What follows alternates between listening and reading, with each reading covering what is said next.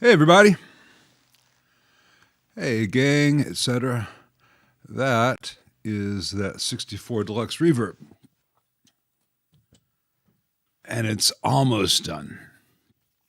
In the previous videos, I said the original Oxford speaker. It's not an Oxford. It's a Utah. It's the MH12CP, the big one.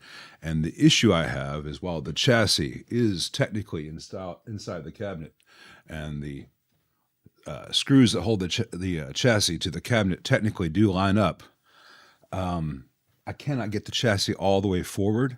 So there's a lot of the lip of the baffle showing because the output transformer is hitting the frame of the speaker. Was it clipping? Sorry if it's hard clipping. Shows it peaked at negative 1.4. So, but I don't know. I don't have a mic on this. This is this mic picking it up. Maybe I'll revisit that and turn the amp down a little bit. But a few clips. Okay, yeah, I could revisit that. I've got it on like 3, which is right as loud as I can stand to have it. It looked like, according to this, it peaked at negative 1.4, so shouldn't have had any digital distortion. Yeah, I was pretending there, gringo. But anyway, the output transformer is contacting the basket, the frame of the speaker, and the chassis cannot go any farther that way. And I'm looking at it, and I'm not seeing any way to rotate the speaker to make it line up better with one of the vents because of where the vents are. So it's a really good sounding Utah. It's got the aluminum dome on the other side. I'm going to see what my options are. Maybe we move the output transformer back a 1/4 inch physically. I'll talk to the owner. So yeah, all right. So it's clipping. Let me turn it down just the slightest bit. For those for whom it was clipping, let me turn off the noise reduction thing on the voice.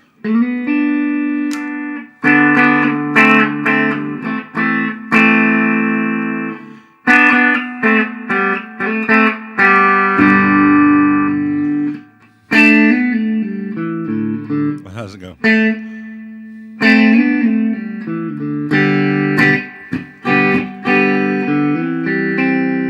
Still a tad hot. Well, that's nuts. I'm watching the mic here, and it's not coming anywhere close. Let's see. Right now, when I play this, we're at a negative 11.6. So.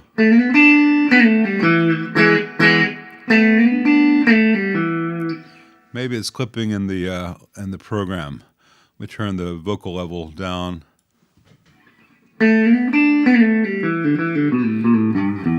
It's not clipping the diaphragm of this 57, 3.5 feet away, 4 feet away.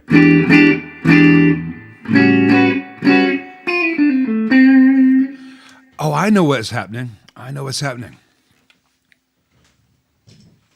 was talking to Keith Williams about this. YouTube is let me turn the gain back up because it brought my vocal level down. YouTube has introduced a new thing, which really messes up stuff like this. And Keith Williams at 5 Watt World had run into this, and I was helping him find out the cause. Let me open up the window I have for Safari here. I've got one open that just shows the chat. Let me open up the actual thing. Let me see if I screen share this with you guys. It'll be slightly different for those of you on your phone. Let's see.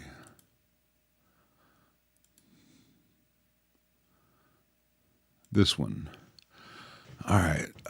So now you should be seeing what I'm seeing. And wow, that's meta to look at. Anyway, go to your settings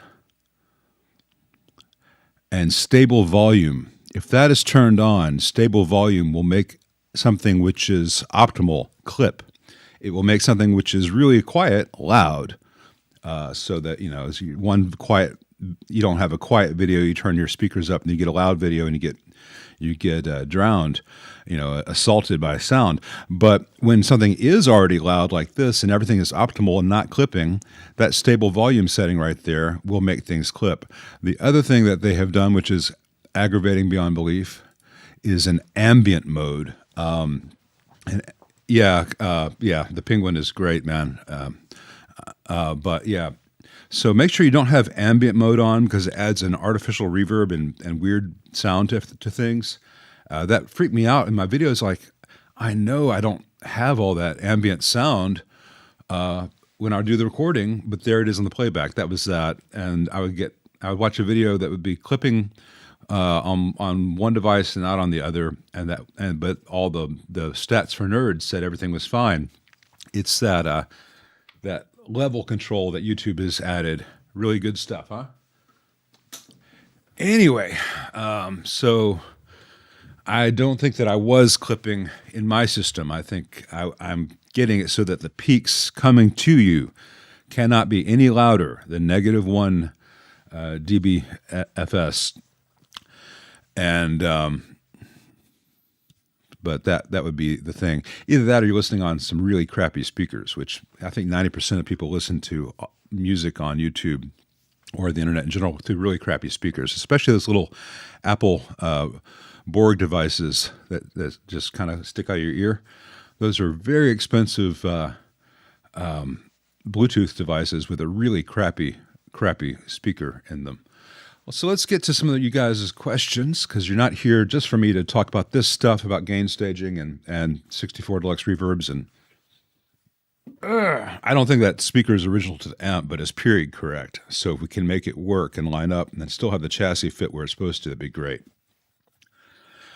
Brendan Gauntner says, 1 Coco Taxi Wiener pump. It's not my bag, baby. Yeah, we were in Vienna 2 years ago, and we were walking around the Ringstrasse, like you do, and we just walked past a place where Mozart, a different night was when we were at Mozart's place. We just walked past the house where Beethoven had lived, and we were walking around the Ringstrasse, and there's magnificent churches and universities, and we were going to the Landemann's Cafe to Apfelstrudel, and all this stuff, and feeling very cultured. And then I saw that, and if you live in Austria, that is the municipal bicycle pump. They have bicycle racks and a free bicycle pump for everyone to use because everyone rides bicycles there, which is fantastic. But because it is the Vienna municipal bicycle pump, it says Wiener pump. So we giggled, and then we went and had our cafe. Wiener pump. Yeah, this is some wonderful weather here in Memphis. It's in the 60s and 50s most of the time right now. So this is actually kind of the weather that we had most evenings and afternoons in London in August. So it was nice of London to give us a preview of late October. Yeah, Mum's a municipal bicycle pump. That was a terrible Australian, but I had coffee still in my mouth, and I didn't want to go back to the nasal cavities. Let's see. Hey, Travis, he's tightened all the hardware you can think of, but his Princeton reissue still has a vibration sound when you turn it up past 4. Any advice on how to track down the issue? Well, number one, if you have JJ6V6s, the 6V6Ss, they're very common to be microphonic. But any 6V6 that has been ever made can be microphonic. That may be what you're having. You could have the baffle not tight to the cabinet. That's very, very common. Well, here's the thing, Brad, about Australian accents. I had to do an Australian accent in a play once, and after about 3 weeks of working with the dialect coach, I had it. But you have to kind of live in it. It is easier for me to do an Australian accent with warm-up than it is for me to do the accent of my wife's family, because they're all, they're living in Illinois now, but a lot of them came from Wisconsin and the upper peninsula of Michigan, and I can't get there, and it exhausts me to try, and it exhausts me to hear it for prolonged periods of time, but I never said that.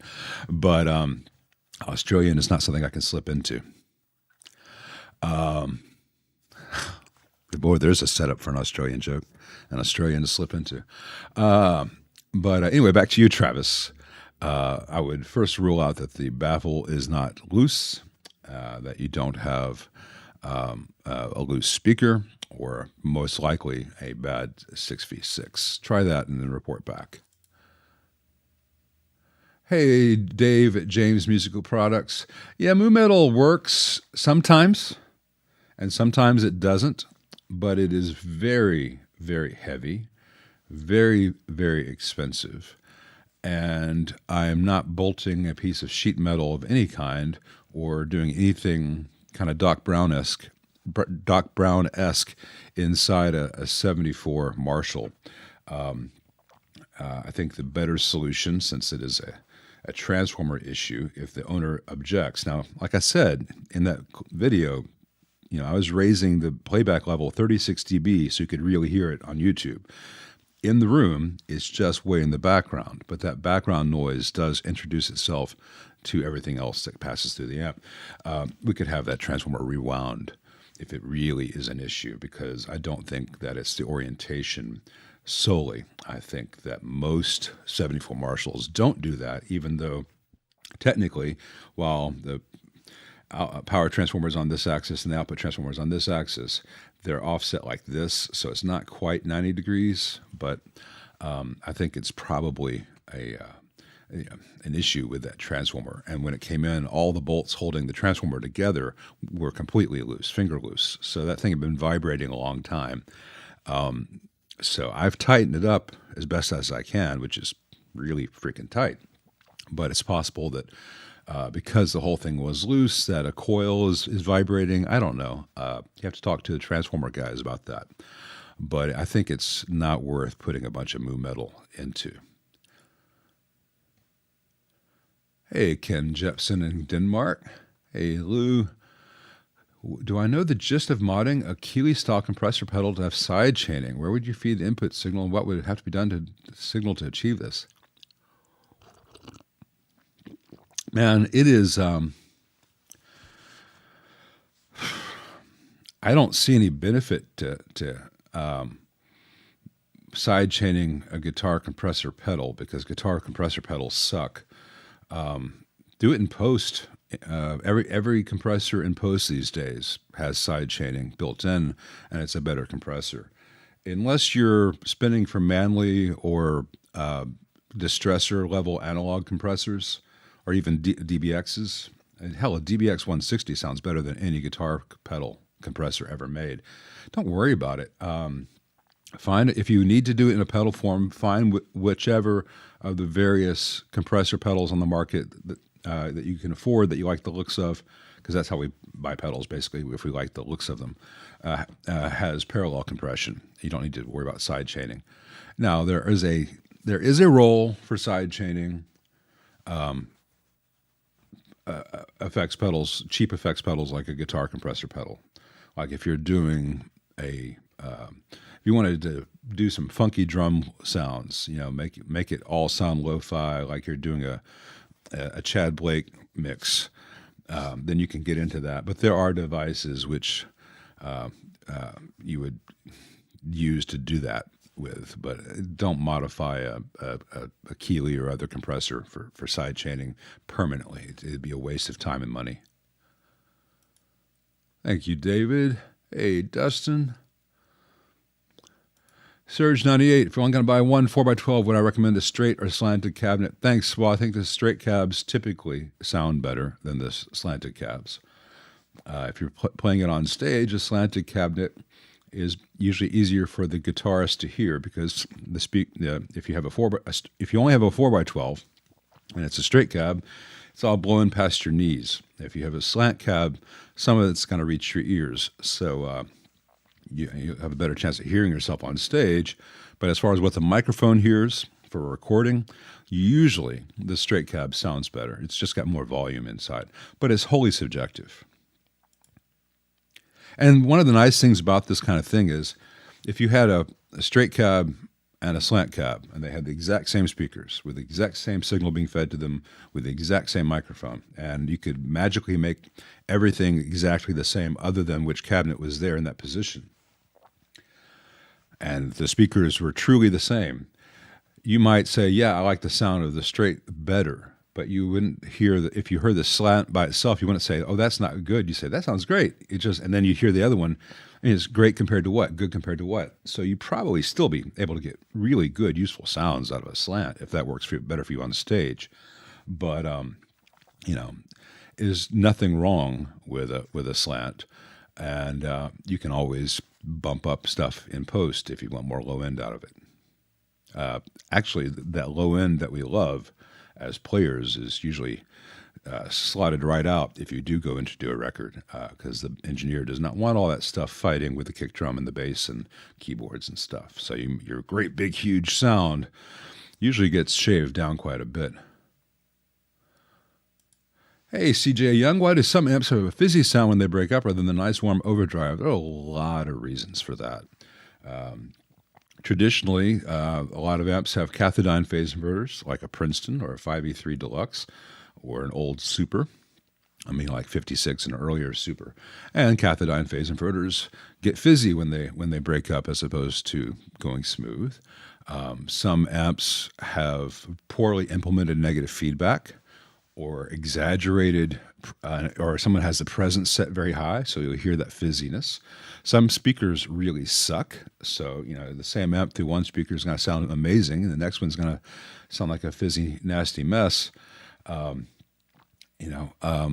then there are also really primitive amps with like paraphase phase inverters and grid leak bias that really get into weird sounds. But so it's not like this is the exact dividing line between good and bad. You can have a great amp into a terrible sounding speaker, or poorly mic'd, or running into the wrong speaker emulation. A lot of guys out there were running, up until the last 10 years or so, are using red boxes and ADA speaker emulators, and those things also were various comb filter primitive things, and you could sound terrible with them, even if the amp was good. Let's see. Hey, Eric R. Sorry if you got a Tusk nut with a low slot. In general, a Tusk nut off the shelf is intentionally done too high, and then you either need to shave or file off or sand off the bottom to bring the entire thing down at once, or you put it on and then you deepen the slots, and then you shave off the or file off the excess up top. So even a pre-made, prefab Tusk nut usually gives a little extra leeway. It's possible that was the wrong nut for that Pro 2 Telly, but I'd have to see the guitar to give you more specs. Hey, Michael Fielka. Got a spare Silverface twin chassis and boards. Want to build an AB763 twin, but with the solid-state rectifier and bias. Okay, well, sure. No, it's fine. Well, all twins have a solid-state rectifier.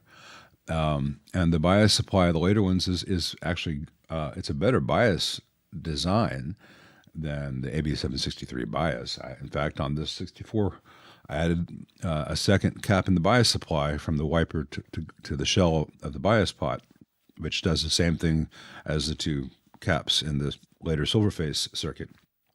You have a cap at one point of the bias, and you have a bit of resistance, and another cap to ground. Does the same thing at the pot as it does in the Silverface thing. And if you look on my channel, I have ways to do bias balance and bias adjust, and you could do it the same way I show in those later Silverface videos, where there's a bias balance pot that comes in the amp, which just has a single resistor going to ground, and I put a trim pot in series with a smaller resistor where that single resistor was. That gives you the bias level while retaining the bias balance. It's a fine idea. Hey, Brooks, what's up with Psvane tubes? Are they just unreliable? Well, yeah, the ones which are labeled Psvane are so seemingly very, very bad. Now, I've heard from Dave Friedman that they've got some new ones that are much better, but it's been months since I spoke with him about that, and I don't know whether he still feels that way or whether it's a certain number, a certain designation. In general, the ones that I've tried that say Psvane were pretty crappy, but I know that Tube Amp Doctor is having tubes made for them at that Psvane factory to their spec, and those have been overall fairly good with some caveats, but it's not like I can say all the TADs are great or all the TADs are bad. But Psvane is capable of making a good tube. It just seems that most of the time they prefer not to. Let's see. Hey, David, he's got an AC15C1 he wants to use an attenuator with, attenuator/DI. Can I just attach the cable with the jack to the internal speaker, then into the external speaker output when I don't want to use the DI?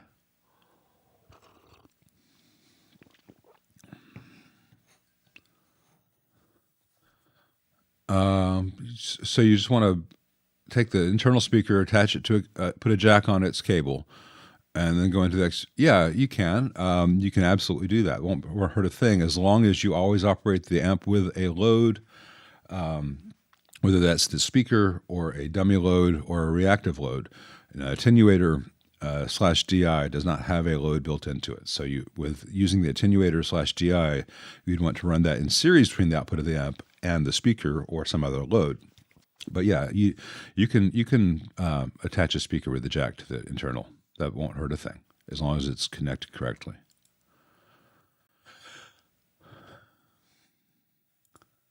Hey, Martin, I find a lot of stashes in amps. I have found, even the best houses have roaches. I found many stashes. I found many vials of foreign white powders and such. I have found live wasps' nests. That was a fun afternoon.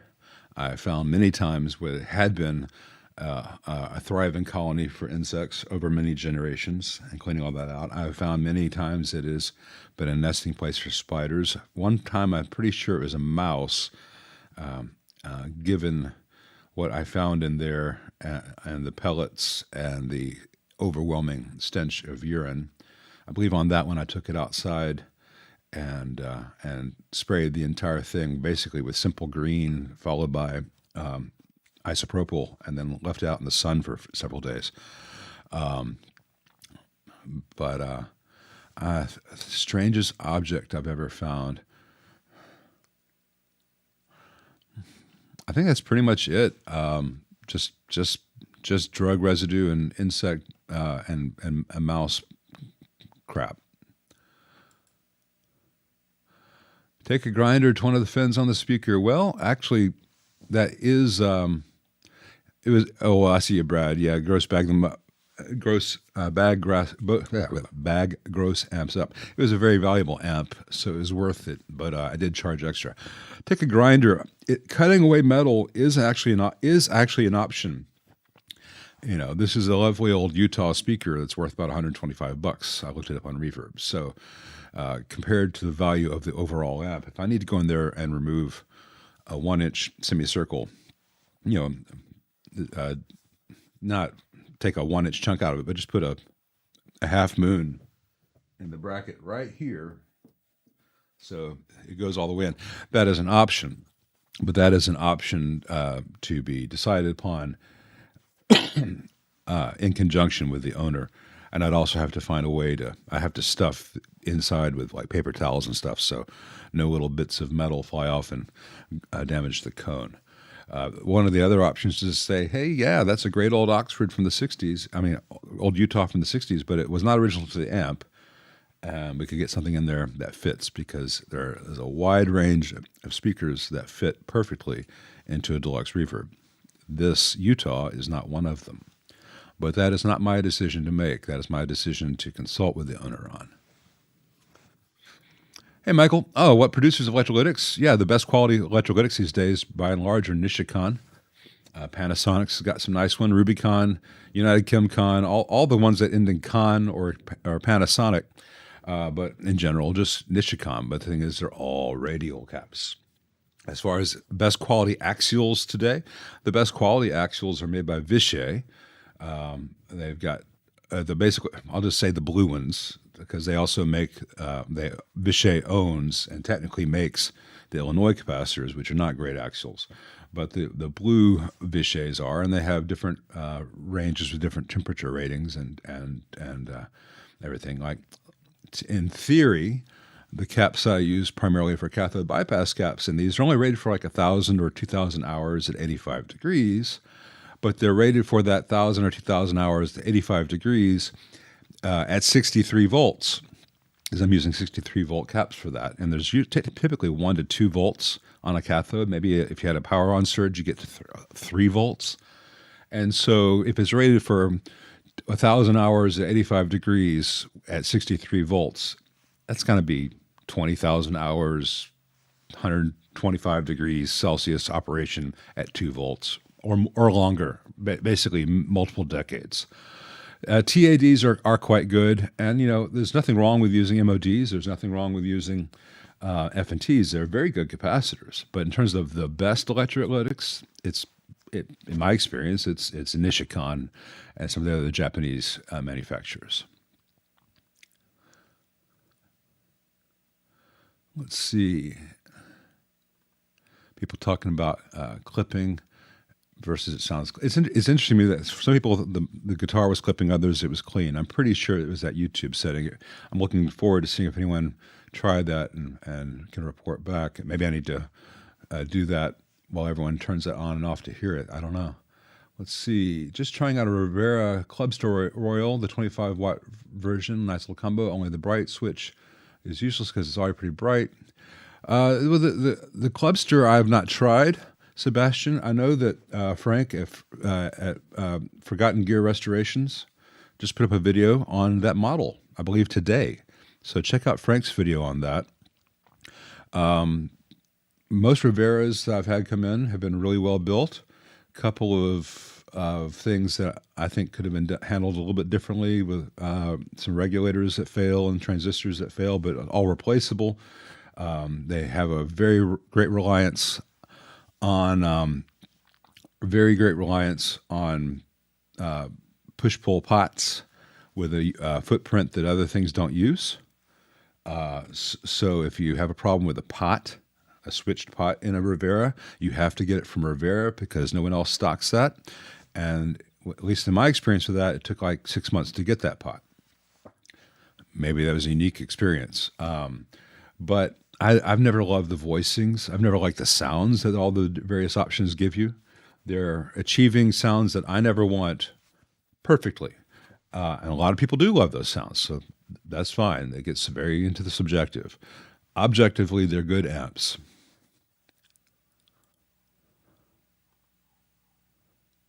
Let's see. Hey, Don Spencer, what are the pros and cons of amplifier with power scaling using a tube? I'm not sure what you mean by power scaling using a tube. Using a tube for power scaling, you would not want to do that. That's way too much dissipation. But in terms of the pros and cons of power scaling a tube amplifier, I've stopped doing it because even when you do everything right and you use parallel MOSFETs and you heat sink the hell out of everything, MOSFETs fail. MOSFETs are not reliable. If there is some magical MOSFET that is reliable, I've not found it, and I've tried every IRF and various other series, and even the ones that on paper should be able to handle a trip to Venus and back, they fail. And so all your work goes away as soon as the MOSFET fails. So I'm not doing it anymore. I need to change the website on that. I think it is a really good idea that the MOSFETs aren't capable of doing over a sustained period. And you never know what that period that it will work reliably is. When it works well. But it's a very expensive, invasive thing to do. And all of a sudden, you do all this work, you bill for it, it dies a year or two later, and you look like an asshole, like you don't know what you're doing. So I don't think the MOSFETs are there for that, or at least the MOSFETs that work in these circuits that would fit inside a chassis. Maybe some MOSFET that has a maybe I could power scale one of those old Mesas that have that great big dummy heat sink on the preamp end of things that's connected to nothing, where nothing gets hot to begin with, but it has a massive heat sink. Maybe if I were to only power scale those Mesas and move, yeah. Let's see.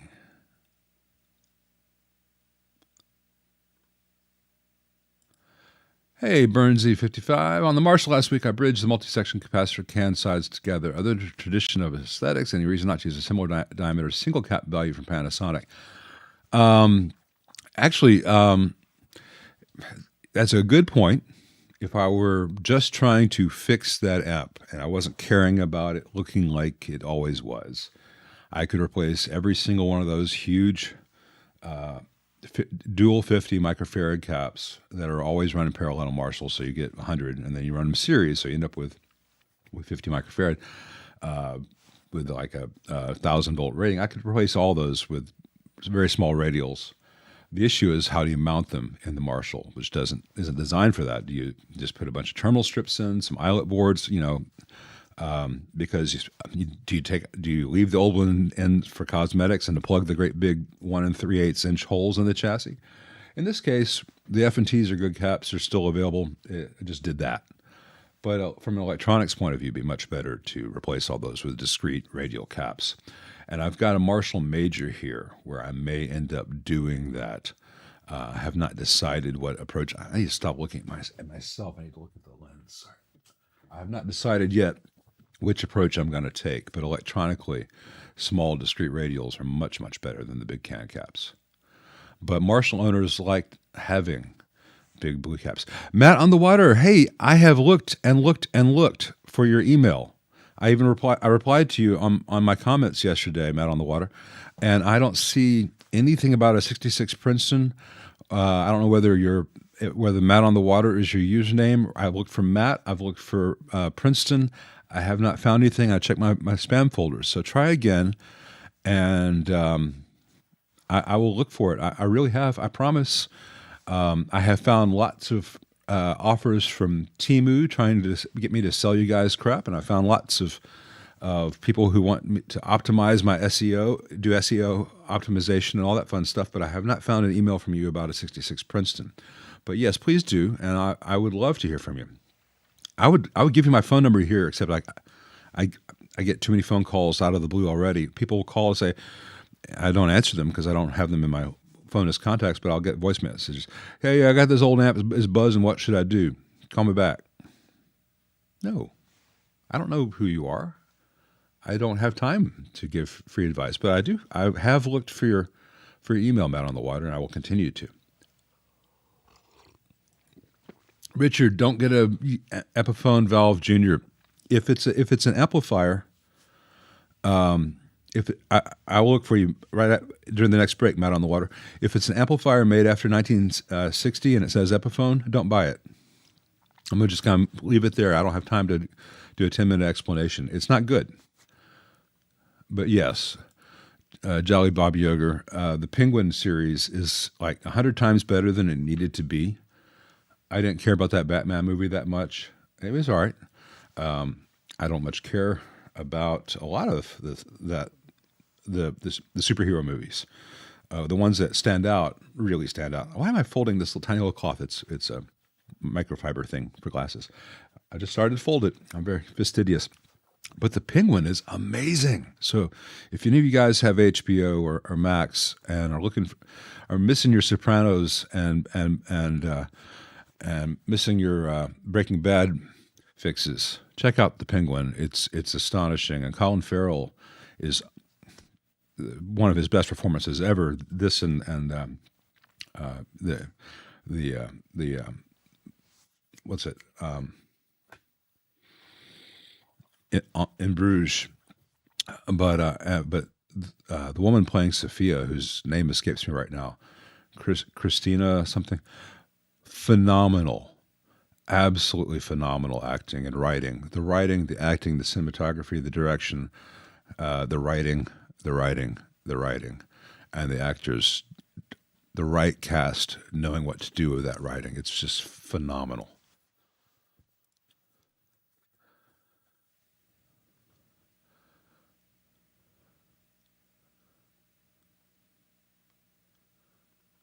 Let's see. I think they have stuff for streamers who don't know how to gain stage properly. Man, gain staging in for YouTube is really tricky. I've only recently, I think, nailed it. I'm always between 16 and 14, negative 16 to negative 14 LUFS on all my major videos now, and even these live streams, I'm right behind you, right behind below that. I mean, I'm approaching the ideal in live time here. So, and it kills me how many channels have terrible sound, and that certainly used to be my channel. I used to have terrible sound and terrible video, and I certainly made some strides. I need to get a better face on here, but I can't do anything about that. They don't sell those. Not yet.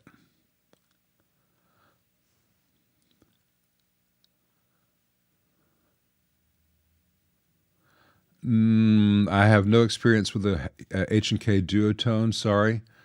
I will never work on an H&K again unless paid multiple thousands. They're horribly made, and I don't like the way they're built. Very, very expensive plexiglass that lights up, and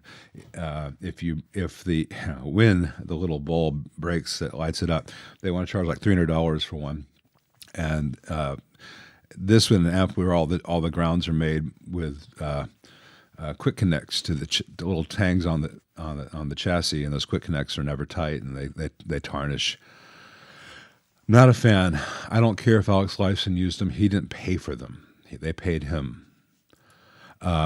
All right, cool to see that, Travis. V1 was microphonic. Makes sense. Let's see. Hey, Cody.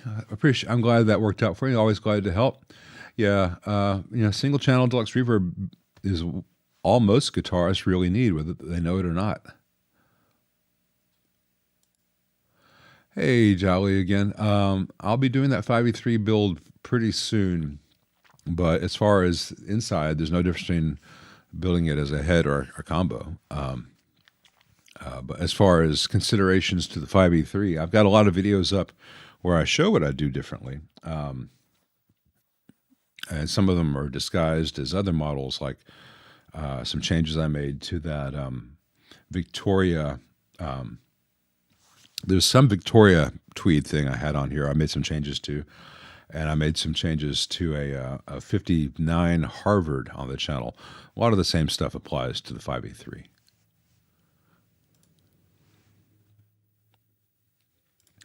Hey, M-Cube, do I have any preference for clean sounds from either tube or solid-state amps? Only one way to get for clean, which would I choose? If I was going to get only one, I'd choose tube because it's better and more interesting. I'll give you more on that in a moment.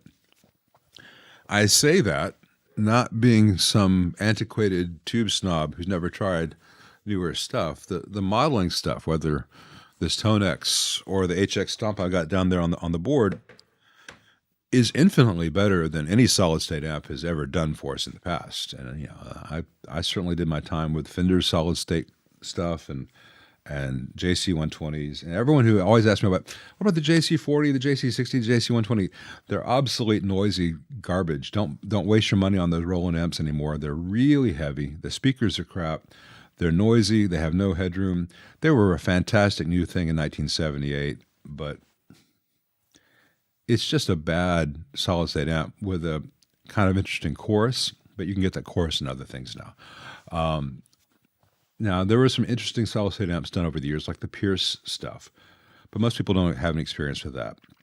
And hey, if you have a PV Bandit that you love, go for it. Enjoy your PV Bandit or whatever that is, special TNT 120, whatever makes you happy. If it makes you happy, that's great. But until the advent of modeling, which is getting there, and that's a recent thing. I'm talking in the last 3 years when it's really begun to get there, where you can use the Tone X or the Fractal or the HX Stomp, etc. Now, some of those are modeling, some of those are capturing devices. But either way, there is a thing which happens with clean amps where a solid-state amp is really typically very, very clean until it cannot amplify anymore, in which case it hits a wall and sounds spiky like digital distortion, like people said they heard earlier, or it's really unpleasant. So solid state amps are really, really clean until they're not, unless they have a distortion circuit. Some of them do. Tube amps are really, really clean until they can't get any louder, and then they sound clean to us still, but they sound more interesting to us. We still perceive it as a clean sound, but it's a much more interesting clean sound, and most people can't put your finger on it. By the time you hear actual overdrive out of a tube amp, you've gone through many stages where the signal is actually distorting and harmonics are being generated, but we still perceive it as clean. And that was something that solid state never really did a very good job of in the past. The modeling stuff, the capture stuff is beginning to add that to solid state. And it's a muddling of terms. But I've got two Marshalls here, which are not known for the clean sounds. They have amazing clean sounds. This is a 64 Deluxe Reverb. It is one of the best clean sounds in the world. But what happens in YouTube, which throws this entire argument out of the waters, because most people out there in YouTube who talk about this stuff don't experience it in real life in a real room.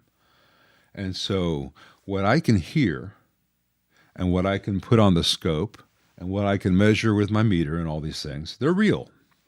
But to demonstrate to you guys is very difficult because I don't know what your playback system is.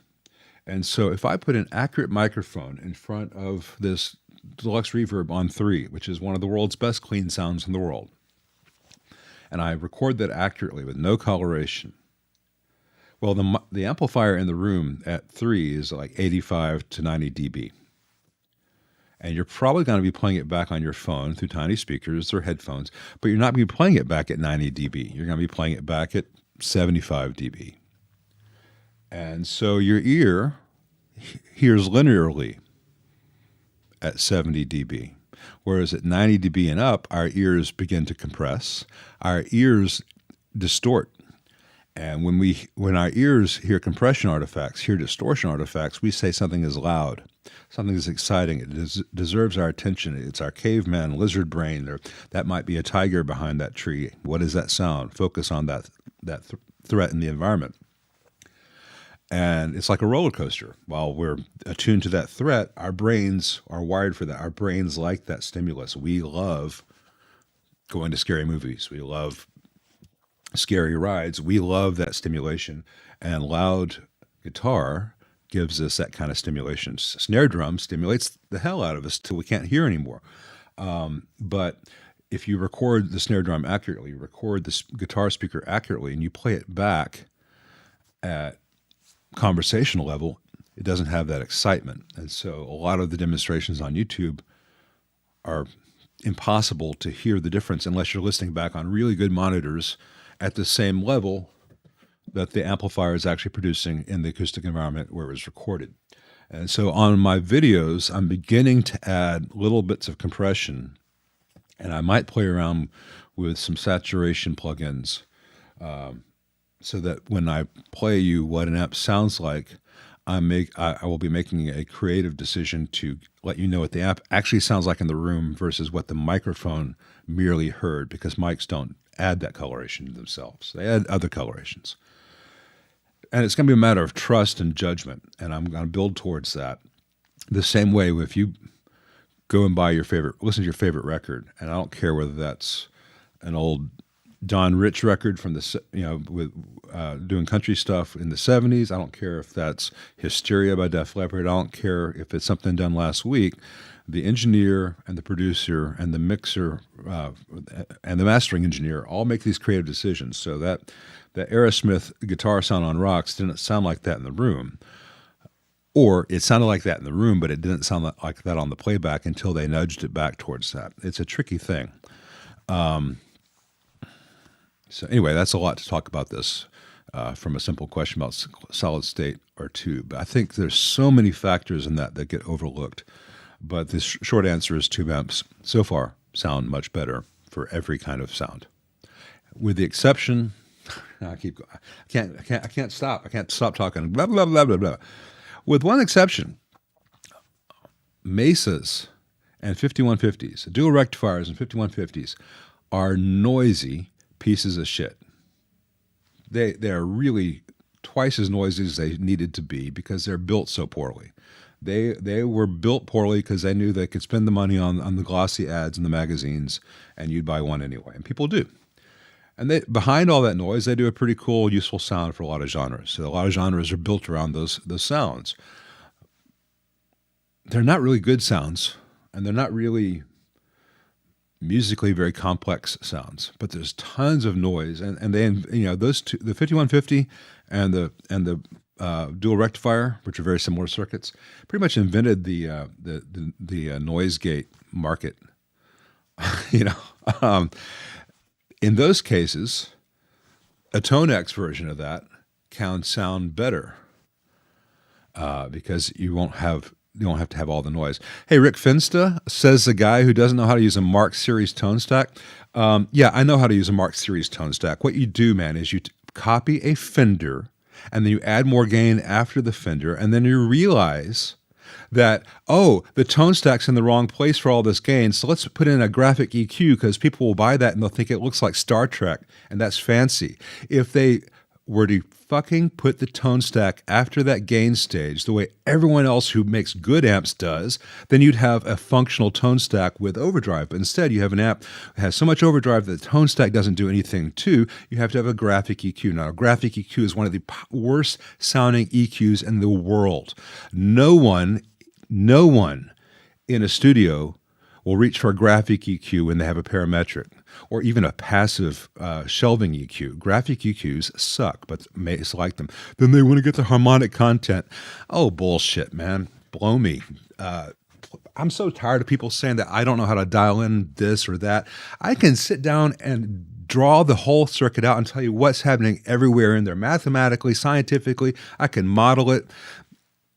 It's a bad design. It is a Fender clean section that they added more gain to, and then they realized they had no tone circuit for, so they put on a crappy 5-band EQ because it was the late 70s or early 80s, and they were playing Space Invaders, and they thought it looked cool.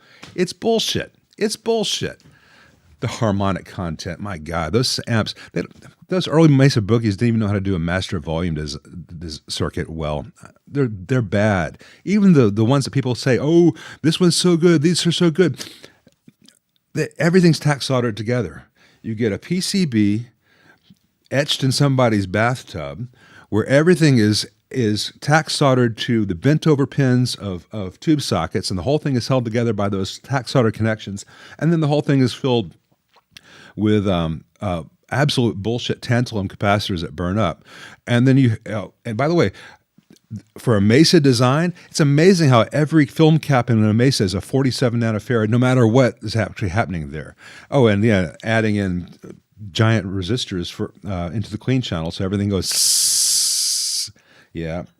Tell you what, unless your name is Randall Smith, don't come at me with criticisms about what I know about Mesas, because I could write a book on it.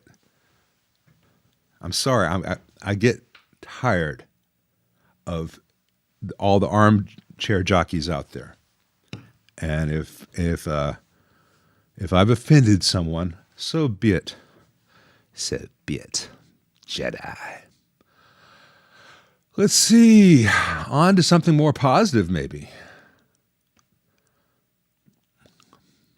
What would cause the reverb stage in the 60s Gibson amp to have gain? Failed resistor letting too much dry signal through? It could be that. It could be that the tank is not working and the tank's passing some dry signal too.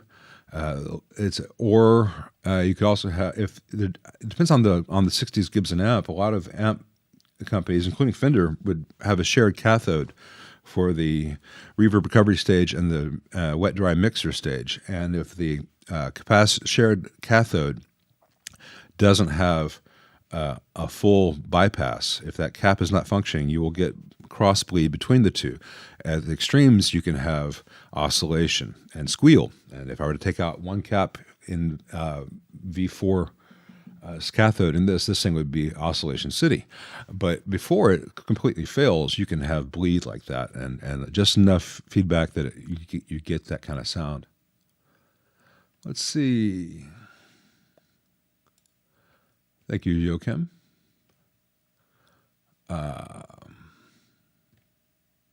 Sorry about the Mesa rant, but man, it gets tiresome trying to be even-handed with the internet.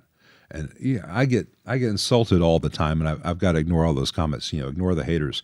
But this is my live stream. You're all subscribers, or that guy was. But this is my time. I'm giving 3 hours out of my day to you guys, and so I shouldn't have any people here that I should have to ignore. Like I have to ignore half the comments. It wears on you after a while. Especially when the rest of your life you don't put up with nonsense. Let's see. When replacing components in the heater circuit, hey, Blue Weason, I guess. Sorry if I mispronounced that. Are there any specific brands or types of wire connectors I trust more than others? Well, a soldered connector is always better than a quick connect. I don't like quick connects for heaters. Sometimes it's okay to use a quick connect for heaters, and there are amps that I do like that do use them. The AC15 and 30 custom series, the Friedmans, the Sir Ombre had those, but those quick connects were of much higher quality with much more solid traces, and you get in a lot of cheaper things like the Fenders and Marshalls are made today. But in general, and the designers of those amps would prefer it as well, whenever things can be in a heater supply can be directly soldered, it's better than using quick connects. As far as components or wires, the only components in a typical heater supply might be hum balance resistors. Half watt metal film 1% is preferred by me. Everything else, it's going to depend on how many tubes and what the current draw of those tubes are. So if I have 4 EL34s, I'll want to use 18 gauge for those. And if I have 7 preamp tubes after that, I might do the next 2 preamp tubes using 20 gauge and then 22 gauge for everything else. If it's a Marshall with just 3 preamp tubes, I'll just go 18, 18, 18, between the output tubes, then I'll go straight to 22 for the 3 12X7s because they're not going to be drawing that much current, and it's not going to be a long distance run. So current is the important factor there, and a lot of amps out there. There are a lot of amps out there that use 18 gauge for everything, where they could easily use 22. And 22 is much easier to work on. It doesn't put as much stress on tube sockets, especially on the pins of a Novel tube, a 9-pin tube. Conversely, there are a lot of amps out there, back to the 5150, where they've got all this current going to these 6V6s, and they're going across little 24 gauge Molex connectors. And all of a sudden, you have burnt wires in your heaters in a 5150. So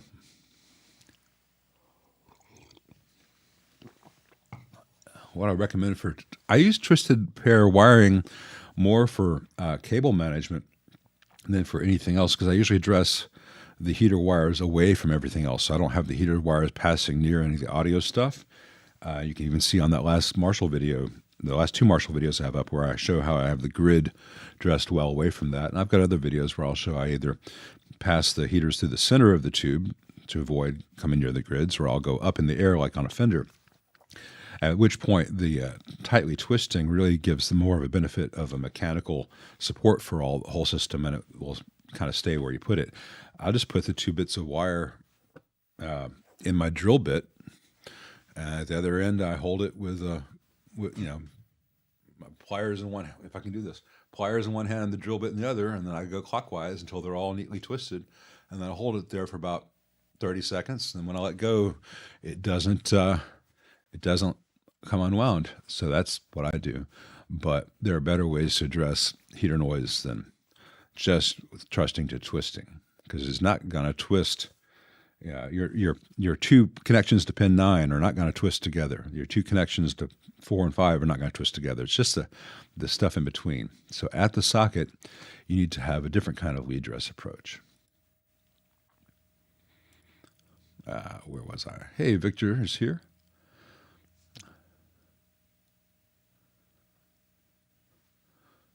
You got a 2x12 with a Mark II super bass, Paul. I'm glad those two 50-watt Phanes have held up with that Mark II super bass. Super bass certainly can put out a lot more than 100 watts, but then again, some of those speakers back in the day were conservatively rated.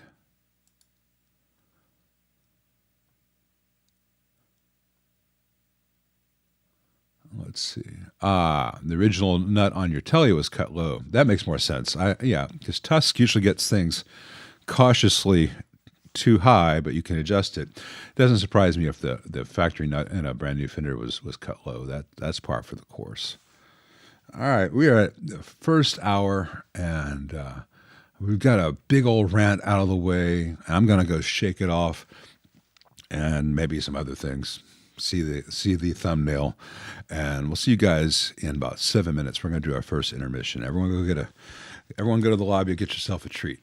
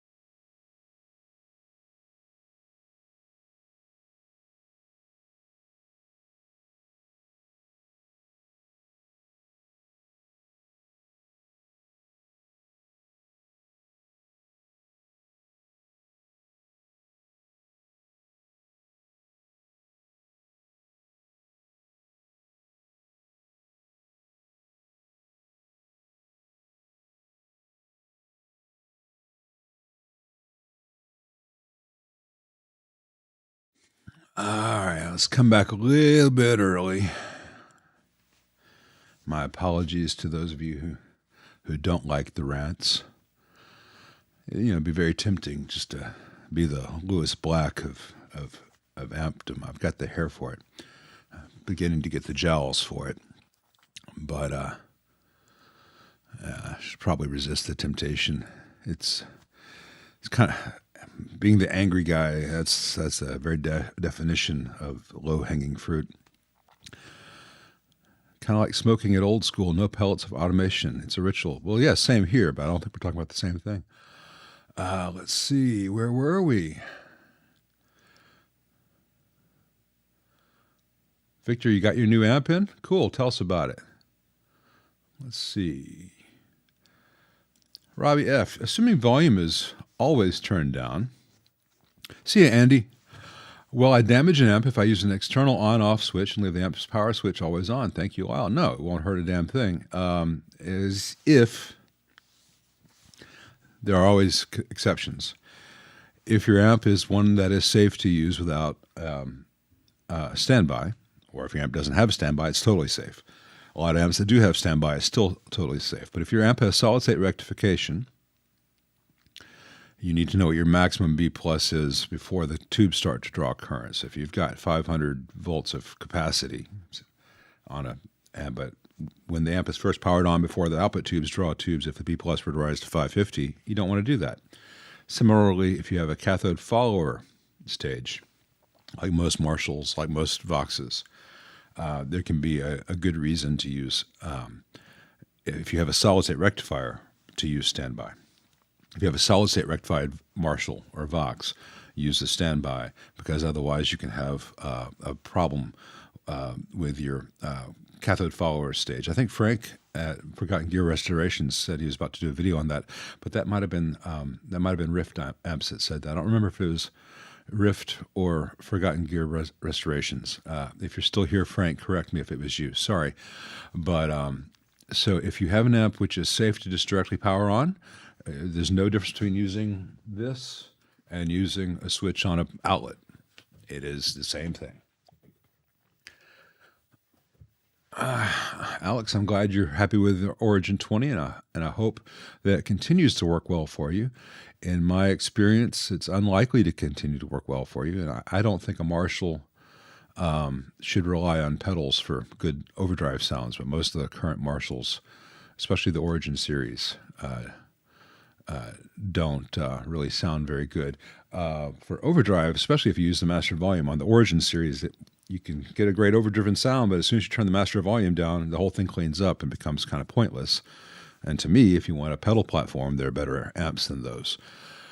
And there's some weird stuff in the output section and the power supply in Origin 20s. But if yours is working well for you and you like it, that's a good thing. That's all good. And, you know, I'm not here to say, yeah, and you're wrong. I'm just saying I hope that my experience does not forebode poorly for you. Let's see. Is it feasible to build a studio-grade compressor? Yes, it is feasible. It is unlikely for the average pedal builder to build a studio-grade compressor on the first or third or 20th try. There's a lot that goes into that. Any tips? Well, most of the great compressors out there, you know, you could look up the schematics for and build and see how they work, but that's a lot of math to do, and I can't do that for you, at least not in the context of a live stream. But, you know, there's, whether you do opto or other ways of doing it, the flip side of that is that, you know, the universal audio compressor stuff that they have out now, like the 1176 pedal, is really amazing and will be a good guitar compressor pedal as well. But in general, I don't think the analog compressors or even standalone pedal format 1176s are the way to go, because I've got a better compressor built into Logic, which is $200, and you can run the same compressor plug-in in GarageBand, and there are a lot of great compressor plugins for various PC versions of DAWs. Not to go too far into this, but I've got this Tone X and I've got the HX Stomp, and there are things that they do very well, and there are things that they do that I would never track with. I would never track using their compression. I would never track using their reverbs. I would probably rarely track using their delays unless it was integral to the performance, because the delays and the reverbs and the compressors that I have in post are so much better. So with an eye towards actually recording as opposed to enjoying, just sitting down. I'll turn on the stuff in the pedals for instant gratification. But in terms of if I were doing a record, I'd be like, all right, I'm going to retract this thing dry, and then I'll sculpt it after the fact, because then I'll know how it's going to need to sit with everything else, and I'll have better toys to play with in post.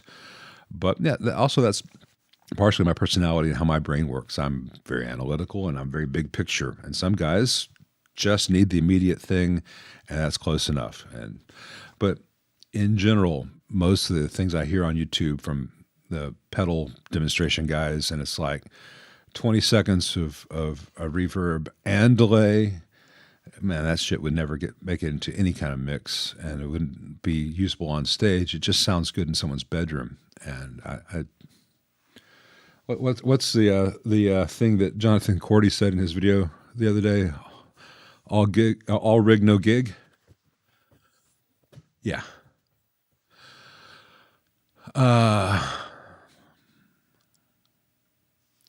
Man, I love that ridiculous big washer reverb on the Tone King. Surf City. Yeah, well, the Tone King is pretty cool. Just wait until you talk shit about Spring Reverb. Oh, yeah?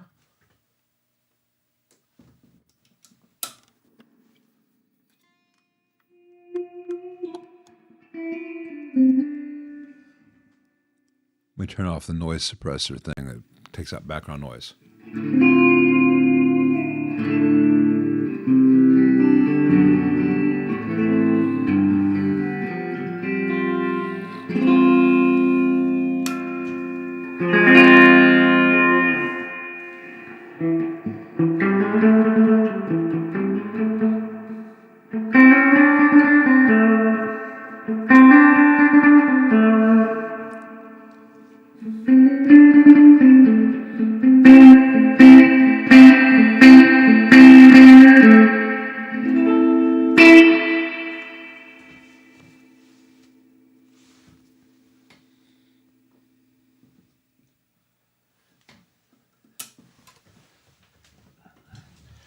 I've not heard a digital device achieve that spring splat yet. But sadly, I've not heard a lot of current production tanks achieve that. That's an old Gibbs or Accutronics in there. I've not opened the bag. But the modern ones are darker and have different character. And the digital things have very, very wildly differing versions of that. The Strymon Flint is kind of close in some ways. Other spring things, like the one in the Tone X and the one in the HX Stomp, sound like a whole bunch of bunched up discrete delays with some weird graininess to it. The fractal stuff is really damn close. But tanks vary. That one doesn't have as big a spread as other tanks I've had in on other 60s Fenders. And I've tried the Surfy Bear one, and it sounded really good, but it was made for them by Belton, and the Belton connectors the crappy connectors were still there, so I don't think it's going to last. The fractal stuff isn't there to the level of this, but the fractal stuff is better than most of the other digital spring reverbs out there. Surfy Bear, I don't think they're worth going to the separate unit for. I don't think the separate unit is worth it for most people. But as far as the tanks go, the sounds are really good, but the build quality is crappy of the Surfy Bear. And for what they charge, it should have a better build quality. I wish they would have whoever makes the tanks for MOD and makes the tanks for Ruby and TAD and Mojotone, if they were to make the Surfy Bear tanks with that build quality, it'd be much more worth the money. Anyway, Let's see. Is it PAL or I don't know if it's.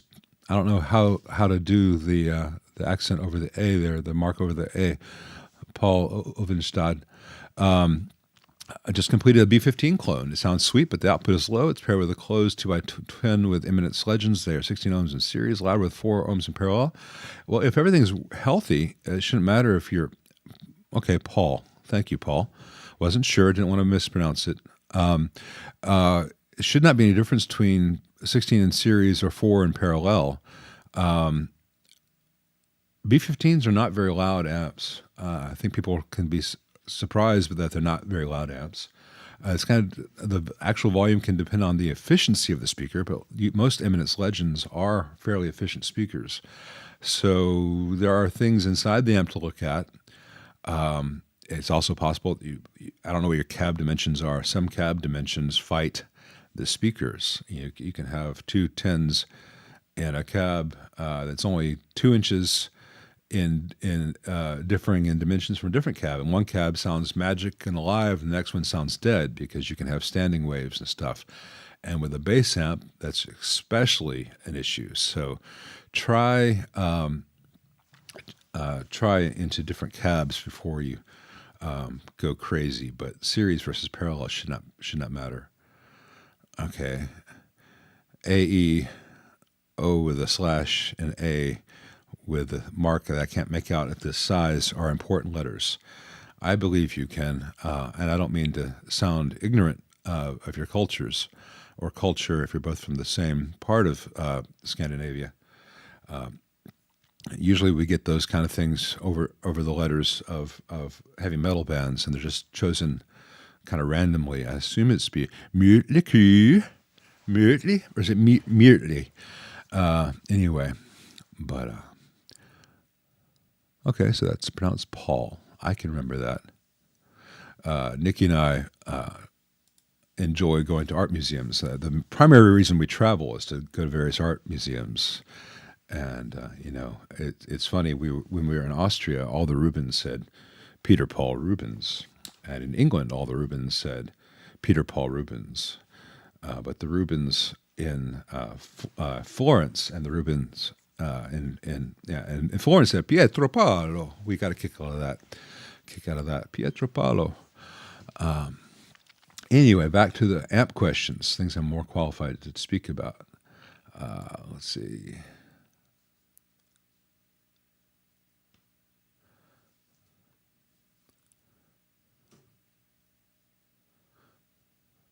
All right. Hey, Stephen George. He's converting a Deluxe Reverb Custom to an AB763 hand-wired amp.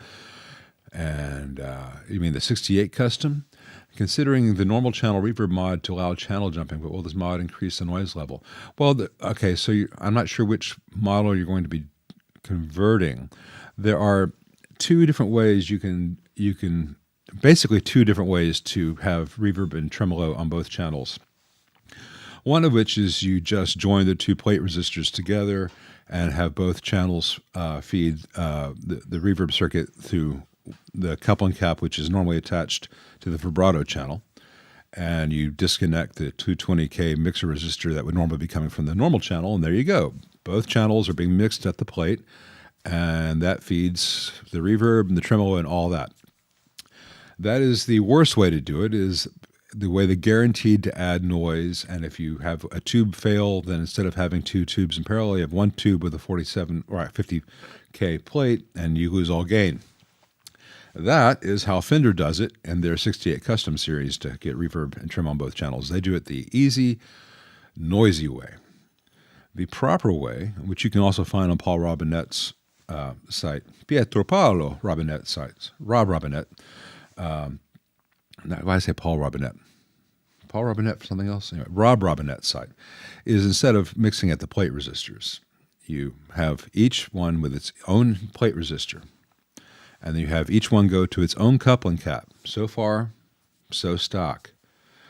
But then, instead of having the 22 nanofarad coupling cap off the tremolo channel go through the reverb circuit and then to the tremolo, and the 47 nanofarad coupling cap off the normal channel goes straight to the 220K mix resistors at the phase inverter. You remove the mix resistor that's going that would connect the 47 nanofarad to the phase inverter. You remove the wire from the 47 nanofarad, and you remove the wire.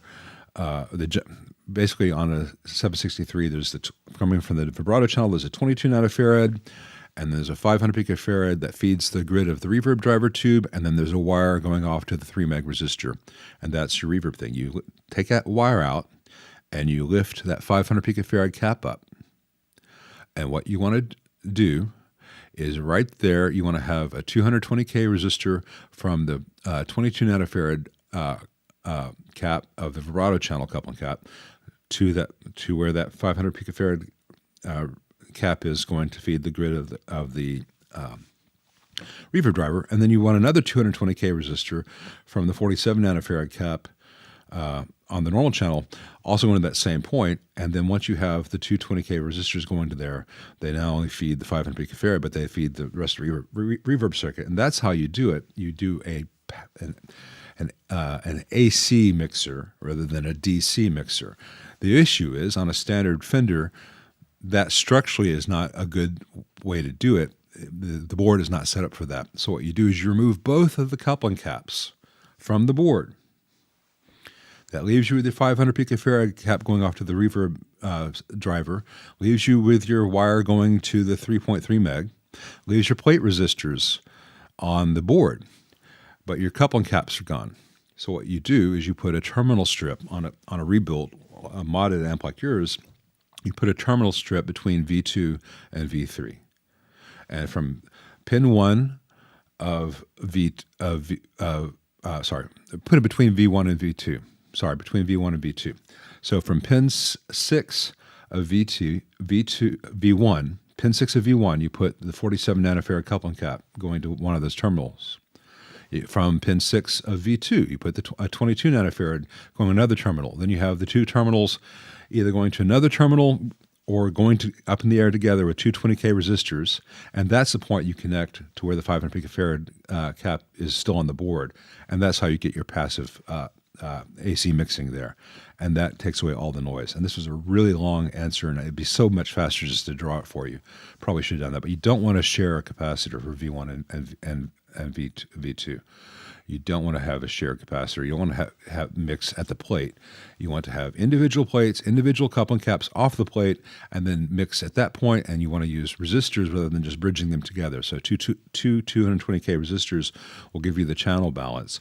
And then down to the phase inverter input, where you remove that 220K that used to go to the normal channel, you may want to put a resistor into ground if you find that you have more gain than you expect. And that can be anywhere from a 220K up to a 1 meg to ground. It's real easy to do, but it's faster to experiment with than for me to explain to you. Yeah, MiG 50 is not worth dealing with cockroaches on.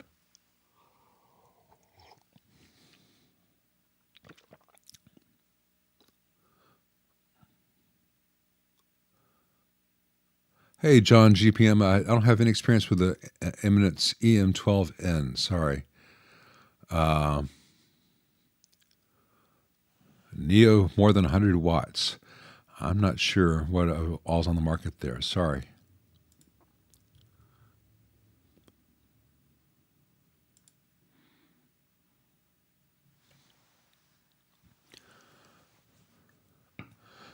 Let's see, Blue Weason, ticking sound in the tremolo circuit on a 67 twin, even after installing the tick fix cap. Amp has a stock grounding scheme, and I've separated the tremolo wires from the vibrato channel. I don't know that I can troubleshoot this anymore for you on here. I would have to see pictures of your amp. Ticking sound can be lead dress, though, if one of the wires going to V5 is too close to the wires going to V4 or the wires going to V6. So the first thing I would do is I would move around those wires with a wooden or plastic chopstick. So it's Vesen, Blue Vesen. Yes, Jordan Falk. Sorry, I get so many emails, it's hard for me to keep up with, but info@sonicaudio.com. Yes. On this one, I had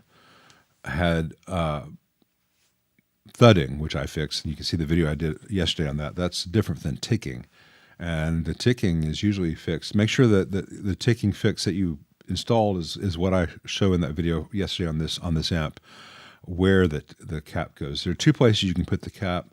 Sometimes you put it across the roach, like I showed here. Sometimes you put it across the 10 meg. So if putting it across the roach doesn't fix the tick, you can try putting it across the 10 meg resistor. You can also sometimes just have a problem with DC leakage in the board.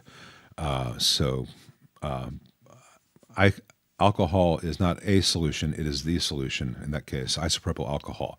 And see most of my videos on old Fenders for showing how to do that. But it's probably something you can find, but I'd have to see photos of your amp to give you a better starting point than what I've done you as a general here. Let's see. How long should power tubes last? Well, your 57 custom champ seems to need a new one every 6 to 8 months. Been using JJ 6V6s, 6V6s. I've had 57 champs, actual 57 champs come in, which have the original tube, which still works. Old tubes were better built than new tubes. That said, your 57 custom champ may not be biased correctly.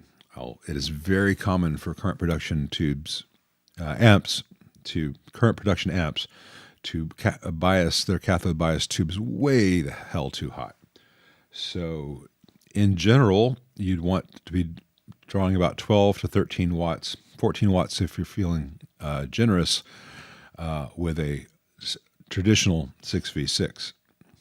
With the 6V6S by JJ, it's technically a 14-watt tube. It should hold up just fine, but JJ 6V6Ss tend to get microphonic and fail for other reasons. But power tubes should last a good long while. The trouble is not all current production tubes are great. Now, I just had, on the other side of this bench is a 67 Super Reverb, and I last had that amp in 2010. And in 2010, I installed a pair of Svetlana 6V6s. Yeah, send me a picture of the amp, Blue Vesen, info@sonicaudio.com, and I'll look for that. Maybe I can help you. And send me your phone number if you have WhatsApp. We could talk. WhatsApp makes international phone calls free. Anyway, in 2010, I installed a pair of Svetlana 6L6s. That tells you how long ago it was. There's still new Svetlana tubes that were worth anything. And they lasted 14 years, and then one of them did a hard short to the heater, and they were quite dead. So it's going back out into the world with some current production Tungsol reissue 6L6 GC SDRs, which are about the best 6L6 on the market today. I don't know if these will make 14 years, though. The Svetlana's made 14 years, and I have amps come in with old RCAs that are still working. The Super Bass from last week still had the RCA 6550s, not 6550s, sorry. What are they called? The Marshall version of a 6L6. No, not the 5881. The old school. But Van Halen used this. I can't remember the name right now. Someone's going to put it in there, and I'll go, duh. I can never remember strings of letters and numbers. Anyway, 6CA7s, was that what it was? Anyway, it was, 6CA7. But it still had this 6CA7s from 1973 that were still fine. So there's no should, there's how much you hope for. For the record, I said 6CA7 right before Usual Things typed it. I did remember it, but it's hard to remember all these strings of almost random letters and numbers. Could a conductive board be causing the ticking sound? Yeah, it could be. You could have just a little bit of voltage peeking through, and because of the nature of an LFO, that voltage would be in spike form. So, using the effects loop in his Runt 20 seems to increase white noise. Moving around the cables can help mitigate this. What could be causing this? Not an issue. My other amp, well, the Runt 20 has got a send level and a return level. And if that's not calibrated correctly, it has the send level is turning down the signal coming from the amp, and the return level is adding gain back. So if you were to knock off 20 dB on your send, so you're going out to an effects pedal, and then you increase 20 dB on the return, so after the pedal, your level is the same as it would be if you're not using the effects loop. That's a strength and a weakness of the Friedman effects loop. It's not just the Friedman. That's the Friedman. That's the head first. That's the Metro loop.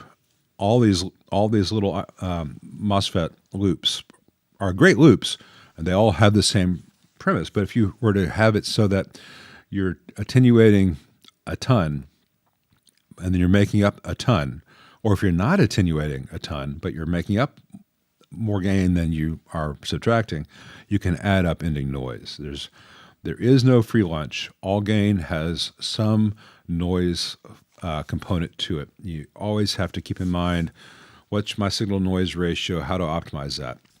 So if I turn down, if I have a pedal in the loop of my amp and it has a noise floor of here, and I turn the signal down so that the signal feeding that thing is just above its noise floor, and then I bring everything back up afterwards, I'm bringing that noise floor back up, not just the signal. Say I want the signal to stay here, even if it goes down and goes up. If I attenuate that too much and then it goes into a noisy thing, then when I bring that back up, I'm going to say the noise was here. That noise is going to be here. So all of a sudden, you had noise floor here.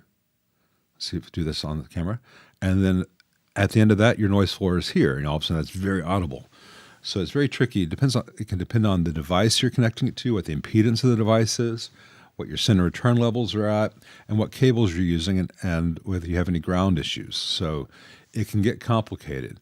So without knowing what you're using in your loop, I can't answer that.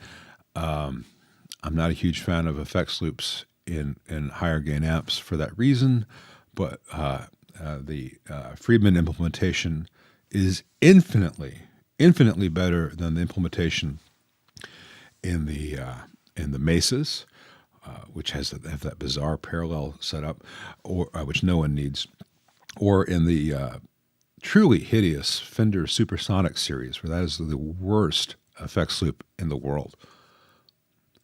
Let's see. Hey, Egon Sloan, I assume that's Egon.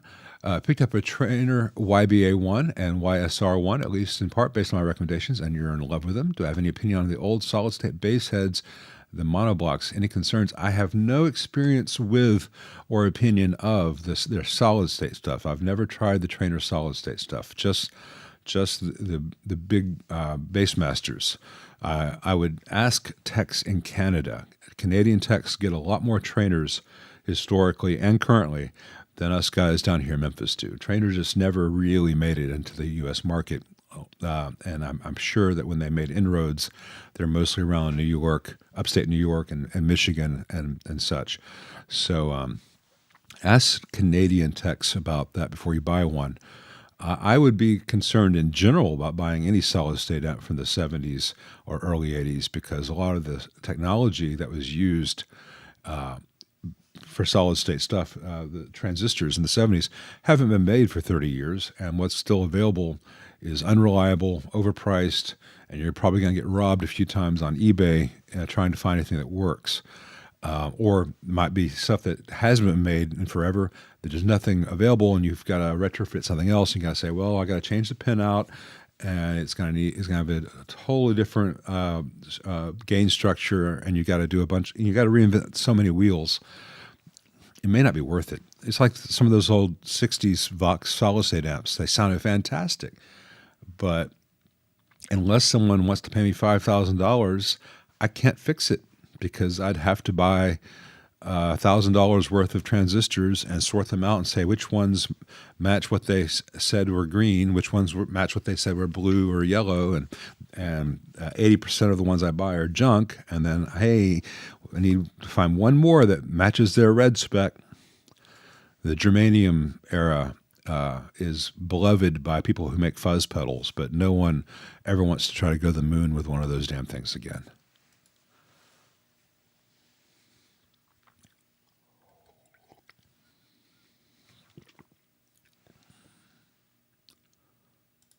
Thanks, BC Electronics. Well, send me a link to your video when you get it dropped. I want to see what you've been up to. Could I speak to the clipping properties of JFET, MOSFET, and CMOS? Building a preamp pedal replicating a Sun beta lead which uses CMOS.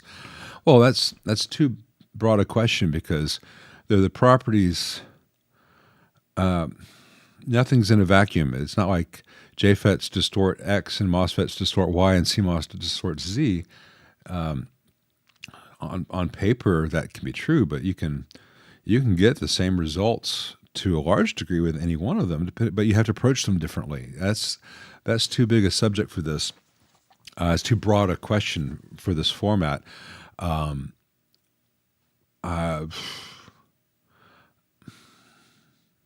there's so many other things that affect that. I'll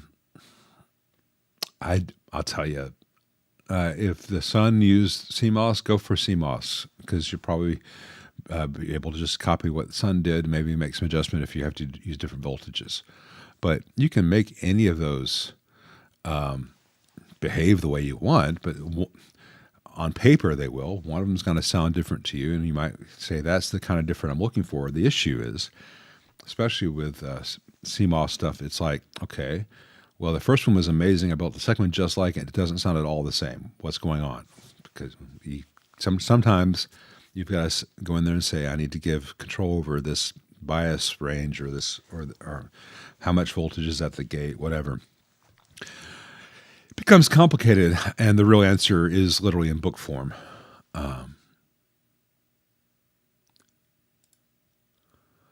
Hey, Bambuel, don't build a single-channel Vox type amp until you've played one. Go play some. There are lots of Voxes in stores out there. Go find some Voxes and play them. Make sure you even like the damn things before you go to the trouble of building one. Most people who want the Vox thing would want the top boost channel, but not everyone. The normal channel is a fine thing too. But until you experience it in person, unless you just want to collect them all, and if you're building one, here's the thing. If you're building an amp that you've never even heard a good example of, how would you know if you got it? You might build it and have some horrible mistake and think, oh God, I hate the Vox. It's not the Vox. You connected two things wrong. Go buy a used AC15C1, like the usual thing says. $300 to $500 is the price range in America for a used AC15C1 with the greenback. That's a really good amp in stock form. You make sure all the hardware and jacks are tight. If necessary, you put in some JJs because the Chinese tubes that ship 4,000 miles to you aren't that great. You can put in better tubes if you want, but JJs, when they work really well in those Voxes. And then live with it. See what all the knobs do. Remember that it's really easy to make an AC15 or AC30 top boost channel sound horrible. You can't put the knobs where you would if it were a Fender or Marshall. You got to learn how that tone stack works. What can I tell you about the Vibro King? Very little that's good.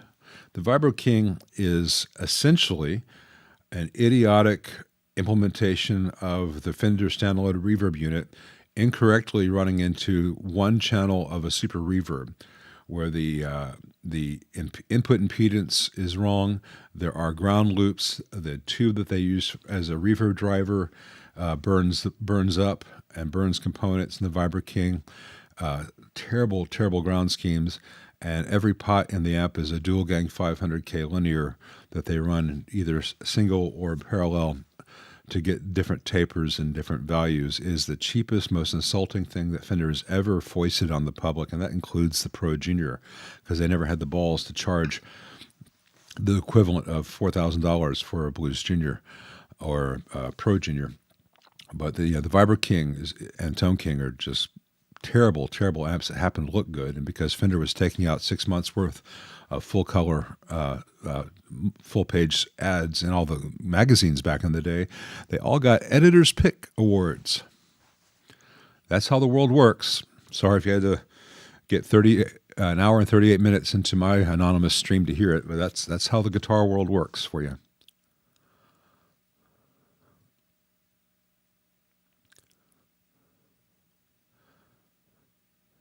Matt on the Water, if you haven't seen it yet, I replied to you during the break, and I sent you my phone number, and I'll call you right afterwards. Kush Boom 22, what are my thoughts on the newer Supro amps? See my video on the Supro, what is that thing? 1605, the 64 reverb, the little blue thing. It's there waiting for it to be picked up. They're garbage. They're beautiful looking, vintage looking garbage. Hey, old guy. I am feeling healthy. I've got a little bit of left, but that's typical when the weather's changing like that, like this. Everything's looking good in my world. If I only had about $30,000, I'd be happy. Sorry, just thinking about everything I want to do this year and all the debts I have, and I need to. It's gonna be. I have to take in a hell of a lot of Hot Rod Deluxes. I'll figure it out. Let's see. Penguin is easily overshadowing the Batman universe. Well, yeah, when I was a kid, I loved Batman. And I always liked Batman and Spider-Man the most of all those things because they could get hurt, you know. They could break their leg. And Spider-Man more than Batman because Spider-Man was a broke kid. And Batman, you know, if he had to quit, he was at least a billionaire. But, you know, their lives were in jeopardy. They could get hurt. Nothing ever bad was going to happen to Superman, etc. The stakes were low. But as far as the movies go, I don't know. I liked Michael Keaton's Bruce Wayne, but the Batman was just an image, a stylized image. And it's real easy to say, well, Christopher Nolan directed his trilogy so well, and they were really well directed, and nothing against Christian Bale, but neither Batman nor Bruce Wayne were interesting in the Christian Bale movies. Let's overlook the George Clooney era. George Clooney is fantastic, but he was given nipples and no script. Heath Ledger was fantastic, but usually the villains are much better than the Batman, and Bane was a nothing burger. Couldn't hear anything.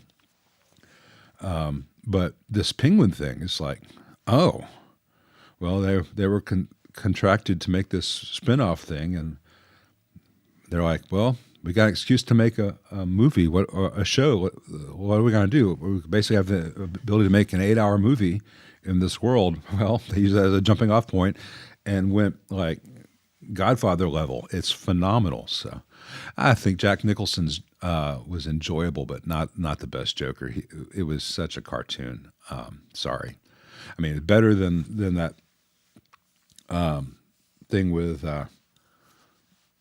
what was that awful Joker movie where he's dancing on the stairs and now the new one's bombed. That was so bad. I'd rather watch the 2 hours of the Jack Nicholson thing than that. But it was, the Joaquin Phoenix Joker movie was just pathetic. I thought it was just like trope. And I thought Heath Ledger's was great, but the movie surrounding him wasn't up to it. Anyway, back to amps. My 5G9 Tremolux emits guitar signal sound from the chassis, even when I bypass the speaker and hook into a low box. Ever experienced this? Thanks. Yeah, you're hearing the output transformer. Output transformers sing to us.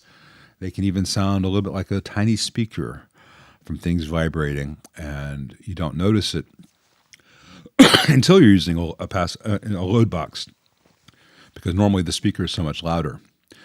Sometimes, with a 5150 is a great example. You'll really hear it because not only will work like a speaker, but if your pickup's too close to that transformer, it will really work like a speaker, and it'll start to oscillate and feed back.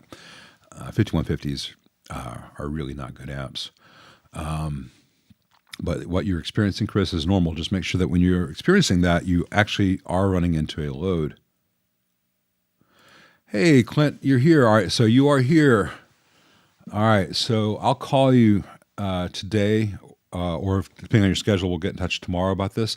I think that this speaker really sounds good, these Utah. And I think it'd be, since you have, 9 60s Fenders, if you were to buy a 2x12 cab from Fender 60s Fenders and get another one of these Utahs, then you could have a fantastic sounding, correct 2x12 with these Utahs and really enjoy that. It'd be phenomenal with that basement I did for you. But I think in this case, it's just physically does not fit in here. So we'll talk about some other options. And different sounds that are good choices for this. I think it's a great sounding speaker, but it doesn't fit with the chassis, so there we are. But we will talk.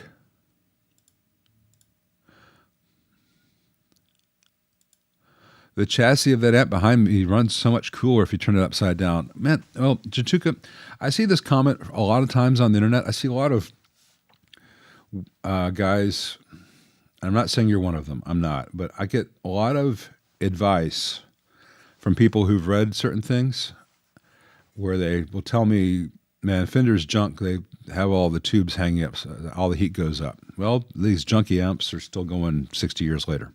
This amp is literally 60 years old, and it needed very little work to sound fantastic. Tubes run hot. Steel can get hot. Nothing in around this area where the heat is cares. Nobody cares. It's fine. There are other amps out there that people tell you is this the best thing ever, where the heat really is an issue. You get a divided by 13, which has 6 L6s half an inch from each other, and the plates are all facing each other. Those things do care about that, and the radiant heat, and they do overheat. And they have a lot of cloth-covered wire that doesn't like having any heat, and they have bias pots, which are just hot glued to the chassis, which is not really optimal. But famous people use divided by 13, so no one's going to listen to that. And I get people say, man, you need to get all those carbon composites out of there. They're noisy. Put metal film in everything. It's a 1964 Deluxe Reverb. If I rip out all the original resistors just because someone on the internet told me metal film is quieter, I'd have a okay sounding amp and no more clients. And for the record, this amp has 95% of all the resistors in there are still original, 60 years old carbon composites, and the noise floor is low. So there are exceptions, and there are times when it depends. And after getting all the DC off the board, the damn thing's quiet. Half the noise people who read a lot but don't have any experience would have gone in there and replaced all those components. In the process of replacing all those components, they would have inadvertently heated up all the solder joints and got driven a lot of moisture out of the board. But they would have figured it was the new components that lowered the noise. No, it was getting the moisture out of the board and letting the old components do their thing. Now, if I'm building a new one of these, no, I wouldn't use carbon composites, mostly because they're out of production. I can't get them. What I still have is being saved for old Fenders. I would use carbon films. And I do have some metal films in there in the power supply, as I've shown.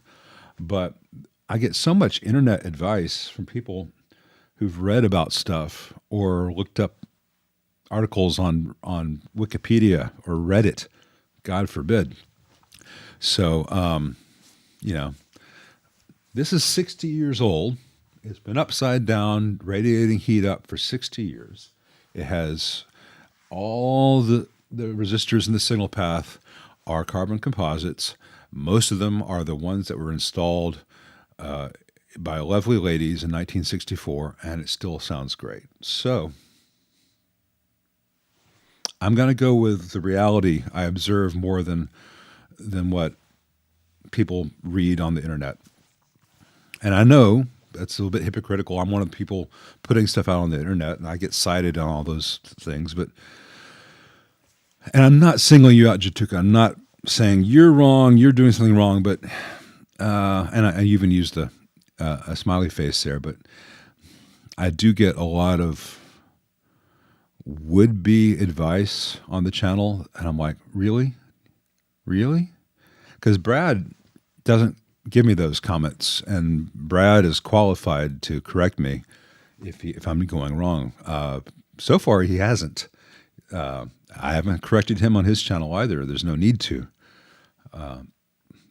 Yeah, I need to see Banshees of Inisherin, John GPM. I'm looking forward to that. You know, when Colin Farrell came out and he was on all the magazines as being this pretty boy, man, I wanted to hate him and his glorious unibrow. But he's turned out to be a cracking actor, and I need to check out more of his work. I've been looking forward to Banshees of Inisherin.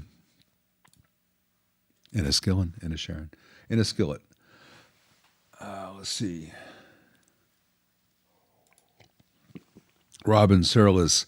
I was hoping I might expound a bit on the tremolo circuit and the fancy pants Fender hand-wired Princetons and Deluxes. Well, they're just the bias trim from the old Princeton Reverb. They can't. The Princeton always had bias trim, so the 64 Princeton's got the same bias trim that the old Princetons do, the old Princeton Reverbs. But on the Deluxe Reverb, the hand-wired 64 custom that they're selling for so much money, they can't use the old opto trim like this one has because the LDR contains cadmium, and so they can't sell that in the EU. Now, there are two things that they can do. The 65 reissue that is sold in Europe has a solid-state daughter board in the area of the board where the U.S. ones still do have the old Roach with the LDR with the cadmium, and that is a solid-state emulation that does much the same, and so you still have kind of an opto effect that it's not quite right, but it's pretty close. But in the 64, they don't do that daughter board because that's a no-no for the hand-wired crowd. So they just put in the bias trim that it doesn't use the LDR. That's what you find in the old Princeton. But it doesn't sound like a Deluxe Reverb tremolo. It sounds like a Princeton tremolo. And there's nothing wrong with the Princeton tremolo, except it also introduces artifacts at higher gains. So if you have a 64 Deluxe hand-wired and you turn the channel up to like 7 or 8 and you try to use that tremolo, you're going to get glitches that wouldn't be there if it was the opto. The opto is just kind of an on-off thing, but the bias trim affects how the bias works. And so you get a kind of a lo-fi sound as you use the tremolo with more overdriven sounds. And you may love that. That's fine. But it is not a 64 Deluxe Reverb. The circuit that they do is not that of 64 Reverb. They've got reverb on both channels. They've got the wrong tremolo on both channels. It is a new thing, and it's not a particularly well-built thing. It's just a particularly well-priced thing. By well-priced, I mean they make a lot of money because it's extraordinarily overpriced. But if you want the sound of a Deluxe Reverb, the 65 reissue costs a lot less and is the sound. And if you're not in Europe, you can get a used one for about $1,000 still. And then Fender doesn't get any money off of you. They already had their chunk back in the day. The issue is for if you are in the EU. Maybe you could find a tech in your area who could sneak in an LDR, because it'd be real easy to convert the EU version to the actual circuit. But Fender cannot legally sell that LDR, that light-dependent resistor, because of the cadmium in it in a new product. But I'm pretty sure there are techs throughout Europe who can get access to the Roaches. And then independently, it happens to, it tripped and fell into my amp.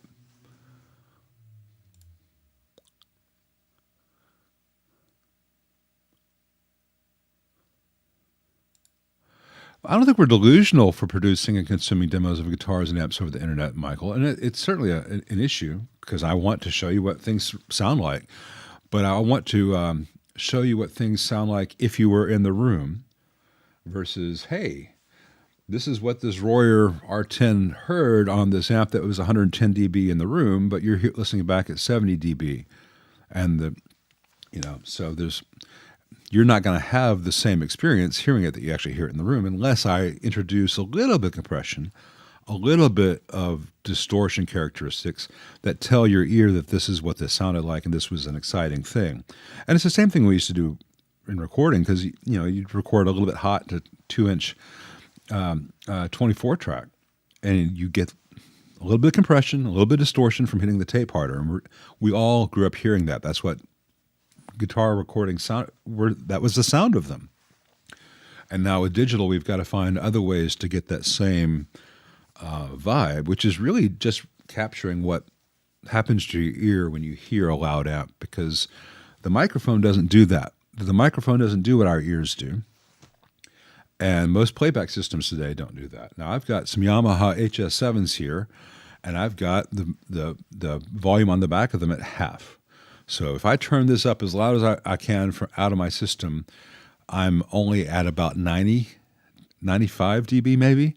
I would really have to turn the monitors up beyond that to get the full output for me to crank it. I don't do that because it's good for me to practice listening at lower levels and hearing more clearly at lower levels. Also, the speakers in this, when they do decide to clip or compress, would not compress it in the same way as the speakers in the amp. So it's good for me to create that so that it is heard from 60 dB to 90 dB the same way. It's a complicated balancing thing, but I have seen criticism of my videos, right? When Joe Restivo was doing the 39 Gibson ES150 into the 36 Gibson EH150 amp, doing the Charlie Christian thing, and he used a ditto looper so he could comp behind himself and then play against it, so you guys would hear music, not just notes. Someone was criticizing that that's not what that amp really sounded like, and that's not what that guitar really sounded like in the amp, because it ran through the shitty digital looper. And I'm like, Joe's a professional player. I'm a professional tank. We've both been doing this more than 30 years. We've heard an awful lot of stuff, and we heard the guitar straight in, and we heard the guitar through the looper. And neither one of us would have put that shit out on the internet if we thought it sucked. It sounded just like itself. And then people were like, I can't listen to that, it's all digital. You're listening to an MP4 on YouTube with YouTube compression algorithms through what other shitty iPhone you've got. I mean, come on, man. You're not going to pay for some service where you pay me to upload the full 48-bit wave, and you're not going to be listening on a playback system as good as what I've got here. You're just not, because if you were, you wouldn't say dumb shit like that. Anyway, so there are things you can judge and things you can't judge in YouTube. And it depends on the educational level of the viewer, the honesty and the experience of the presenter, and the nature of the thing. Like Time Preservation Society, I think that he is just doing fantastic things. And he will demonstrate to you what a microphone sounds like. And he will demonstrate to you what this sounds like. And then he'll do another thing where he'll like, hey, I'm going to review some headphones. And there's no possible way for you to hear on your end what these sound like. Yes, I have binaural mics. Even looks like a dummy head. That's not how you hear headphones. You won't hear these. You're going to have to trust me. Watch all my other videos where I show you this and I explain this. And if you trust me at that point, come back and take my word for it. But I cannot show you what headphones sound like. It's impossible. Meanwhile, I've seen other channels where they'll be reviewing monitors, and their review of them, I'll replicate their review of a monitor. You're going to kick out of this. Let's see here. Let me start my phone camera. All right, so the review will be, let's see, I'll use this flashlight. Here are the monitors we're testing today, the HS7s. Here's the microphone on it, and now we're going to change to a different speaker. Hear what those sound like. It's just like, no, dudes, that's not how any of this works. We're not going to get there from here. Yes, I want to disconnect. Thank you. So there are things we can show and things we can't show, and there are things we can only imply. I can tell you that and I tried to show that in my video on Let's Make a Video. If I play back to you exactly what the mic hears on that, in that case it was a 68 twin reverb, well, it has transients that go up to here, but the average level is down here. So if I play that back for you, it sounds really low on YouTube. Where if I compress it though, just a little bit, so the transients are only this far from the main thing as opposed to this far from the main thing, then the average level comes up and the transients are pretty infrequent, really. It's not a lot of them.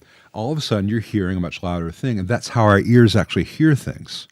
Anyway, so I'm trying to present things to you in my recordings in such a way that you will have a better sense of what something actually sounds like without lying to you, without improving everything, just being honest. It's a difficult row to hoe.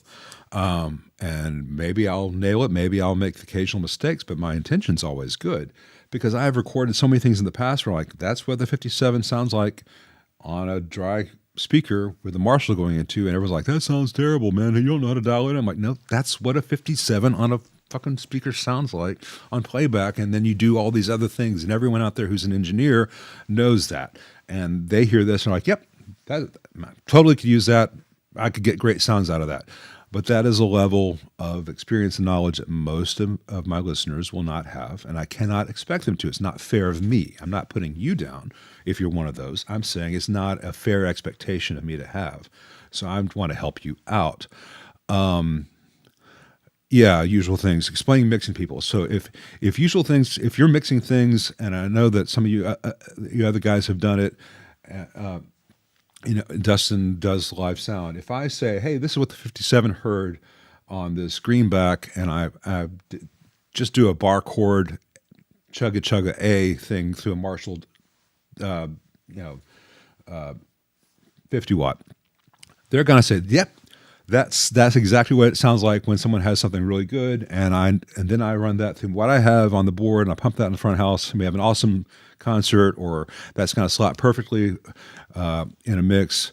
But to the rest of the world, man, that doesn't sound very good at all. He doesn't know how to dial that in because you're not hearing all the icing that people have put on your records all the years. You're not hearing the icing. You're just hearing the cake.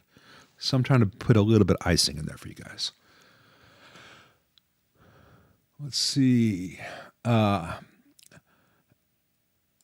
you're not mangling the details. You got it exactly right, Robin. Anyone have an experience with vintage 47 amps? Any good? I don't recall if I've had vintage 47. I've had so many amp companies in that are vintage this and vintage that, some of which were horrible, but I don't recall if one of them was called vintage 47.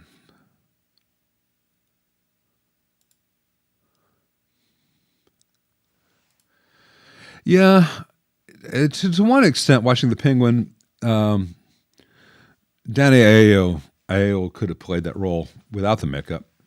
Is that how it's pronounced? Aiello? It's a hard one to do. Danny Aiello. And John Goodman would only need a little bit of makeup for that.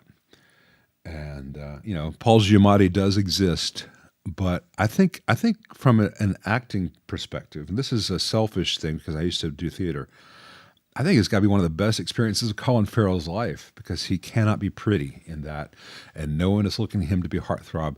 It's just about his acting ability, which I'm sure people have overlooked because he happens to be good looking. It's like when what's her name? The amazing, gorgeous woman, fantastic actress, but she did Monster. And she's just one of the most amazing, beautiful women on the planet ever. But when she did Monster, Charlize Theron. And she did Monster, she was made up to look like she had bad skin and she was overweight, and all the looks went away, and she was left with just, can she act? And she acted the hell out of it. She's a fantastic actress. So I think this is speculation on my part, obviously, but I think the very beautiful people in this world probably get tired of being told how beautiful they are. If they're smart at all, they get tired of that. And if they really like to act, if they really are serious about their craft, that has to be a very freeing thing. for them for Charlize Theron or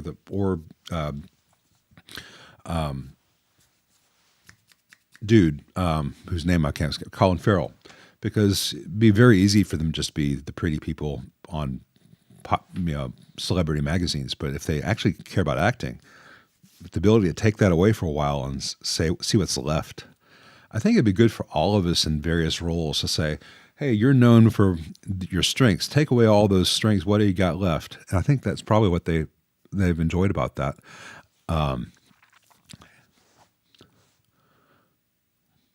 Anyway, I find it interesting when people take big risks like that. And when the risks pay off, I think it's fantastic. Thank you very much, Andy. Appreciate that. Got a Demon 120 hertz hum and a Nailer 2204-ish. Any good test to tell ripple from ground issue? Huh. New ECAPs. All grounds tested. One extra cap jumped over reservoir helps a little. Okay. Well, the first thing you'd want to do is you'd want to measure ripple in the output or at the output tubes. You can measure it on the plates. Second thing, you want to be sure that you have matched output tubes. I'm unfamiliar with 2204-ish nailers. I think I had one in. Might have had one in. I'm trying to remember if it was that or it was an amp where the speaker said nailer, but it seemed very Fender-esque. I'm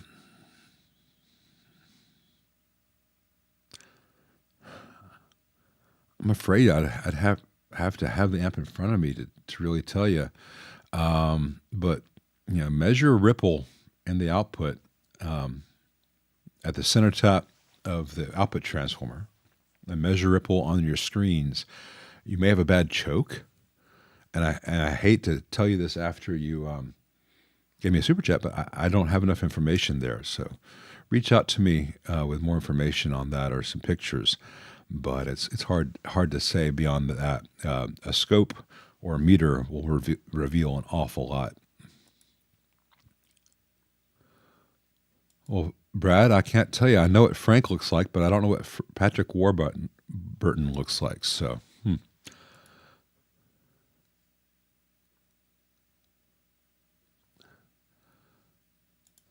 We already discussed the Panoverb and its yellow-ass graphics. It's hideous.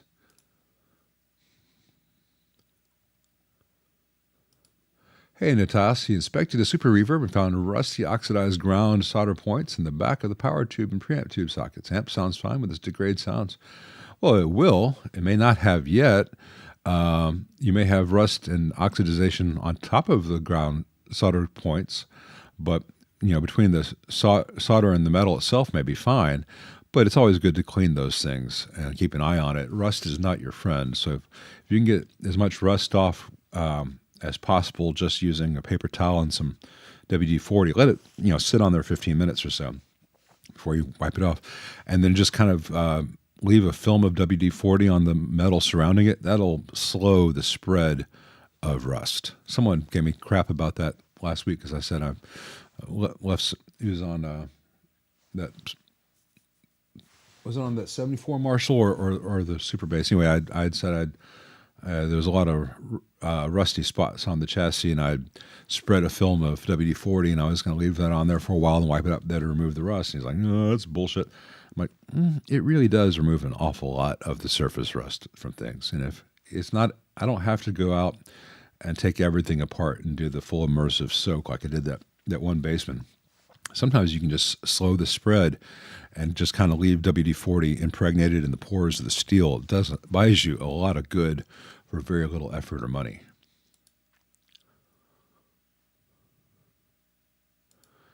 Always, always, always, Andrew, or anyone else, if you have the option to buy an early 70s Silverface Princeton Reverb or a current 64 hand-wired, buy the early 70s.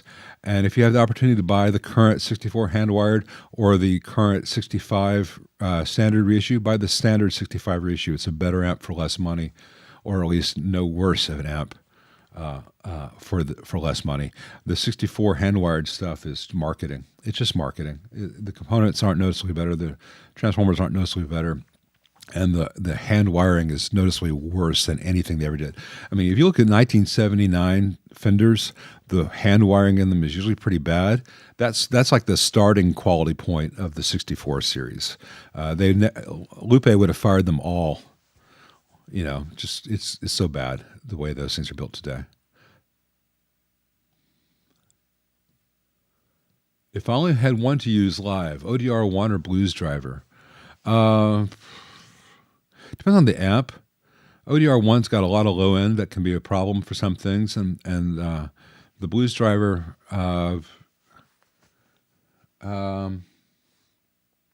Blues Driver is very mid-rangey to me. It's not full-on Tube Screamer mid-range. I'd probably choose the ODR1, but it depends on the amp. If the amp's got a lot of low end, the ODR1 can be real flubby. I mean, technically, I'd open up a ODR1 and change out a cap and tame that. But if I had to use one, I'm not a huge fan of either, if it helps. But they're both absolutely fine. The difference is the Blues Driver is absolutely fine for about $75, and the ODR1 is absolutely fine for over $1,000 these days, because the world is made of crazy people.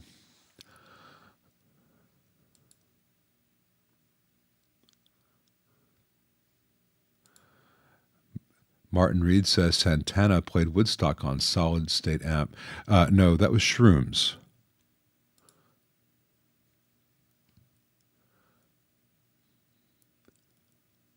Let's see. I have not seen a Loco by Aria. Sorry, Kilsey. And now Gooden's saying everything I said before, but I hadn't gotten to what you said here. Yeah, if you didn't warm up to the Penguin, something's wrong with you. The writing is so damn good. But we've known there's something wrong with you for a while now, Gooden. All right, we're 10 minutes past when I usually take a second break, and my legs are saying it's time to stretch them. So we're going to take another break. See you guys in another 7 minutes.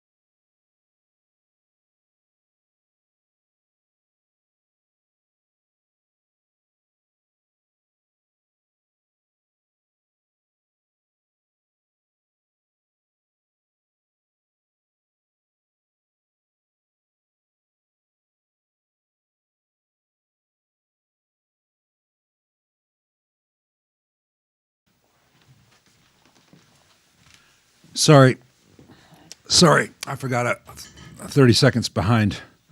There's a 30-second delay, and I was looking at the timer on my phone, and I forgot. I should really look at my watch instead. In the meantime, I caught up with some of the stuff I missed. Thanks for handling the unpleasant transphobe there, Brad. We don't need any of those guys on here. Where were we?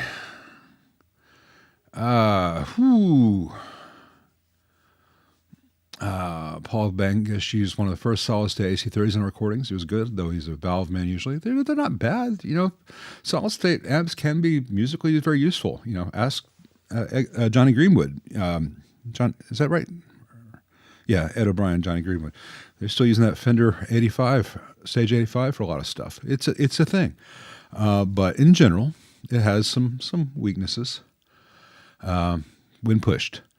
Any tips and tricks on desoldering input jacks with 5 connections on a PCB? Solder suck under braid with flux doesn't really work. Well, usually I am not wearing a Canadian tuxedo. You can't see. Khaki.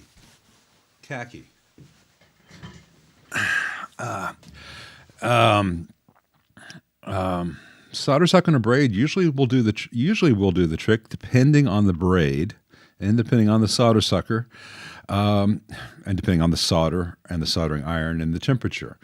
I usually work very hot for that, 700 degrees, and I always add some leaded solder. Or if you want, you can use a little flux pen. You want to add some flux to the old lead-free stuff to get it to work. But if that doesn't work, then you need to get an actual desoldering station. And some of it's going to depend on the PCB design, because some PCBs have really, if they're through-hole plated and they have very small holes that the leads go through for the pins, sometimes you don't have a lot of space, and sometimes the best thing to do is to say, well, I'm going to change this thing out. I'll physically break the plastic body of a jack. Typically in that situation, the jack body is plastic, and then I'll be able to say, all right, here are the 5 bits of metal that were all connected by this plastic, and then I'll snip them off or pull them one at a time, because then I'm only working on one joint at a time, as opposed to getting 5 things equally heated, equally desoldered. Once you get the thing out, then it's usually pretty easy to get the solder at that point out of the remaining hole, unless it's one of those geniuses out there who either has a ground done straight to a plane so that you have a massive heat transference issue, or you have a thermal pad technically, but it's done so small that the thermal pad is almost still just connected to the plane, in which case it's really tricky to get that out. There is a role for a desoldering station. I'm seeing the stuff in the order that I'm answering it, and I'm also seeing stuff that comes in. And it's just so I don't forget, does that 64 behind me have a Fender logo? Never saw the cab in the vids. No. 64 does not have a logo on it. Shouldn't. And it doesn't. But I forgot to put that on there. Let's see, because we're in the last hour, I will try to speed round a bit. Went off on some tangents, part of the fun of doing this. But any suggestions for what type of scope to get for hobbyists? Yeah, get one of the Rygals. I don't remember the model number, but it's in the description of all my videos in the last year. They're not that expensive, and the old answer of going to a ham fest and buying an old analog one, typically those old scopes are so in need of calibration these days that you need a scope to calibrate the scope. Just go get one of the Rygals. DS 1054Z, Brad says. That sounds familiar. And there's another one that's got one more designation at the end, which also has a signal generator, but I just use an app for that because it's easier.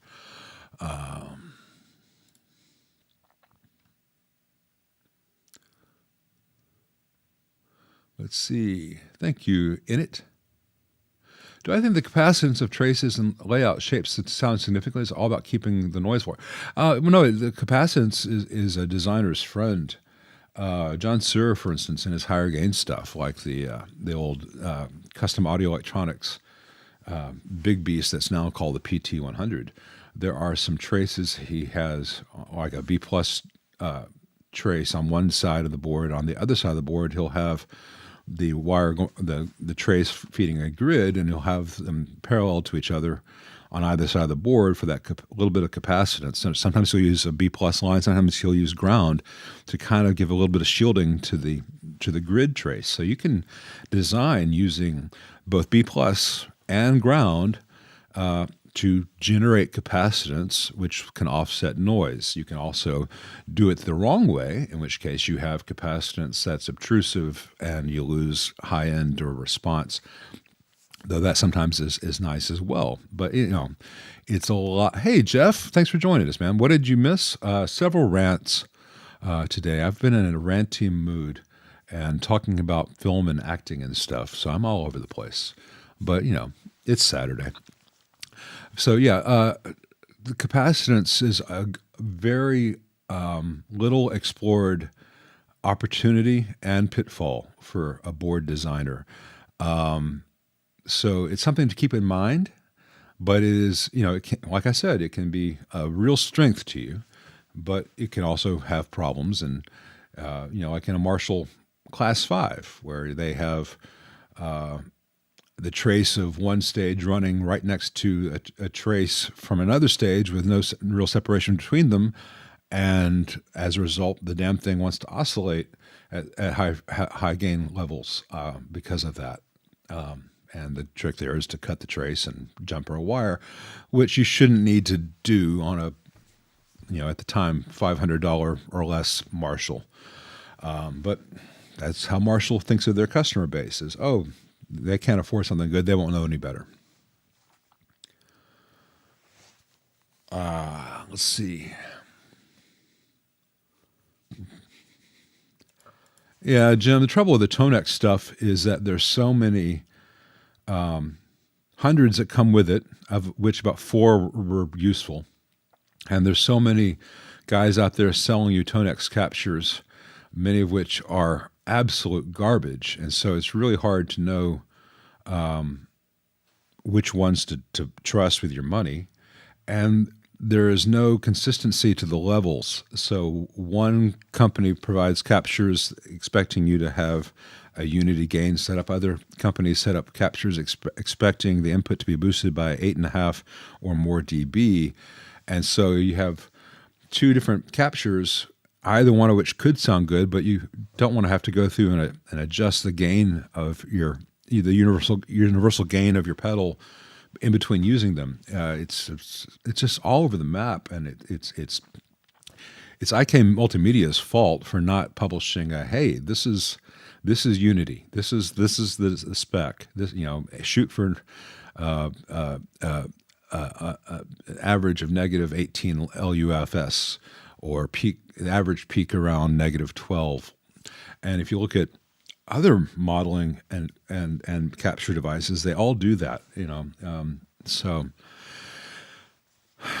it's frustrating trying to evaluate what is the device itself, what is the possibility of the device, what is the capability of the device, versus what are the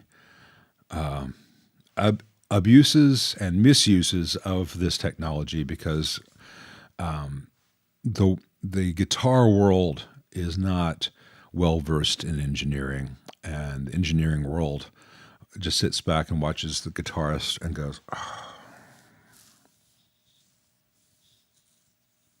flames shooting down my face.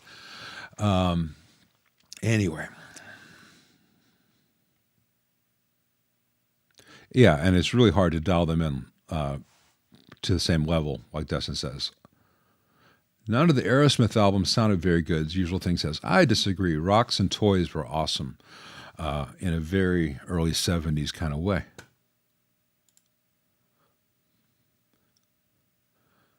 The Jameson, no, not unless someone wants to license it from me. I don't have time to make pedals.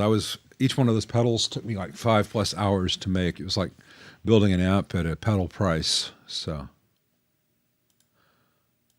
I'm not talking about the Permanent Vacation and later garbage Aerosmith usual things. I'm talking about back when Aerosmith were a band and wrote songs and played them with only occasional session players because someone in the band was too stoned to make it through the session.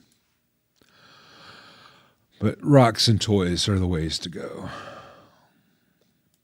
Why did early Vox AC30s bias their tubes so hot, Vince Rodriguez says? Well, they didn't. If you look at the bias of a 1962 AC30 with this stock, well, the original ones were 80 ohms or 82 ohms, and then later they went to 50 ohms, which was much hotter.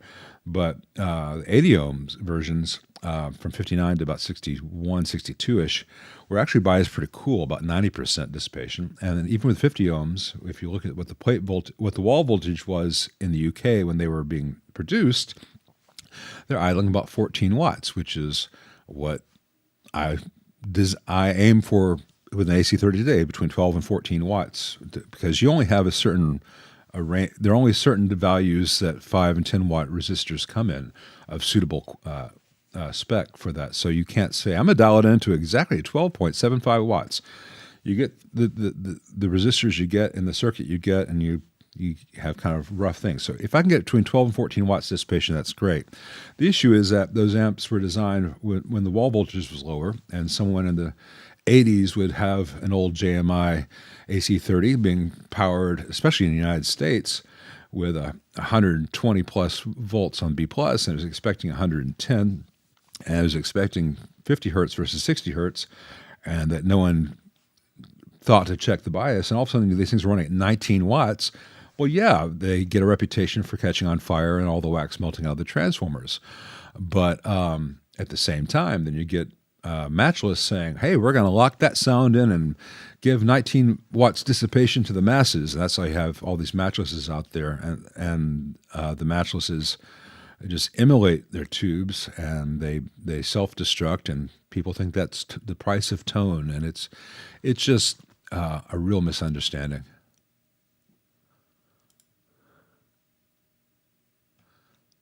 Let's see.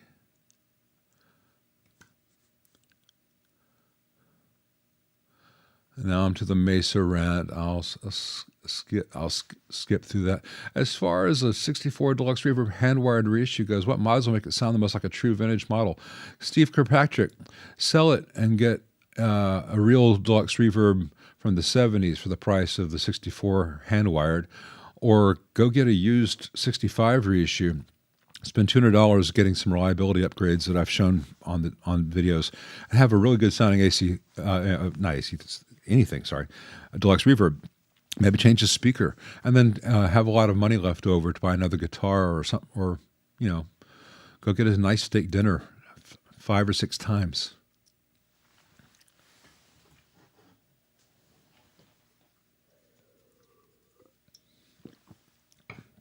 Let's see. Coffee's always hitting. Let's see.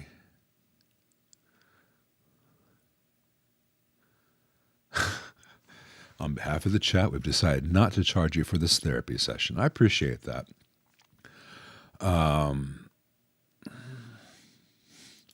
Rick Finstiff, you got a good sense of humor about the Mesa stuff, then I do too. And I can be mad at Mesa without being mad at you, and I hope you feel the same way.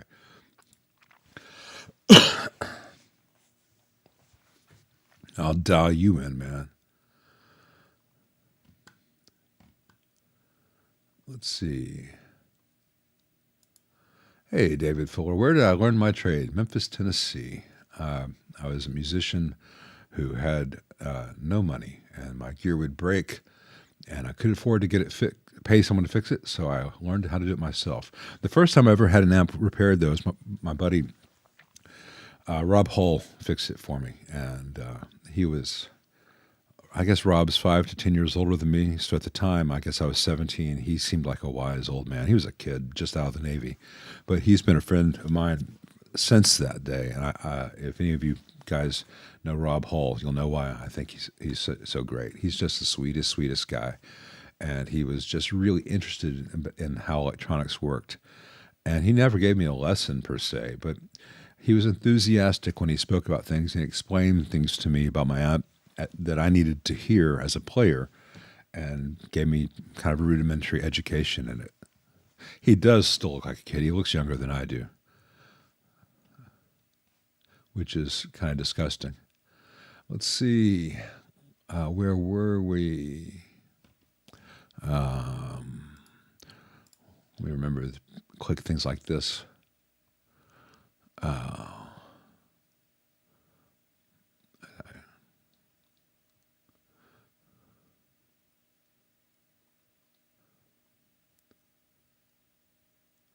Offense for the French. I don't think I said anything offensive to the French this time.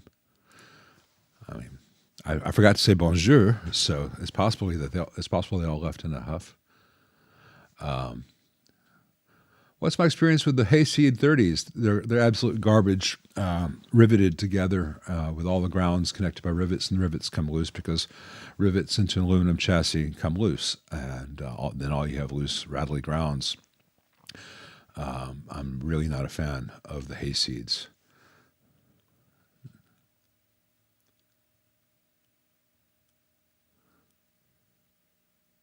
Let's see.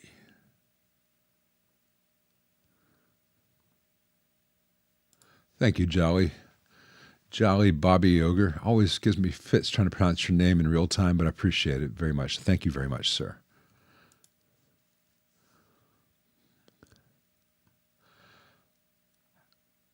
Barov says, how can you determine how much you can push lower wattage speakers with an attenuator? I'm using a 100-watt Marshall Jose circuit with two 30-watt G12H30 Heritage 55 Hz speakers. So you're using an attenuator, and you have a 100-watt head, and you're feeding two speakers, which in theory can handle 60 watts. I'd be careful with that setup. You'd want to limit it to half power at max, because if, say, you're actually feeding 50 watts out to a 60 watt capability, that 50 watts, you can have surprises. I would always suggest using a cab which can handle the unattenuated output, even if you're using an attenuator, unless you are A, very, very careful, B, can afford to replace speakers if should something go wrong. Because it only takes, like you say you set up so you've got, well, there's another wrinkle to this I'll get to in a minute. Say someone walks in and says, what's this button do? And pushes off on the attenuation, and all of a sudden you're blasting your full output into the speakers. Second of all, how do you know what the correlation between decibels, because most attenuators give you a dB reading. And there's never dB0, dBV, dBu, et cetera, et cetera. It's just dB, so you don't know what they're actually referencing. How do you relate that to wattage? How do you know that 6 dB is 50 watts? I mean, engineers know, but most users don't. And the other issue is that most attenuators, I'm not talking about necessarily everything on the market today, but in terms of just pure attenuators, say a hot plate topology, they only give about a maximum of 8 dB before they start introducing a lot of real weird artifacts into the sound. And it's not always the fault of the attenuators. A lot of that's just how amps react into a fixed resistive load. It's tricky. And wouldn't a Jose circuit already have a master volume? So if you can get just keep the master volume down to the point where it still sounds cool to you, then use a little bit of attenuator. You can probably get away with using 230 watts, but I'd still prefer to have a whole bunch more.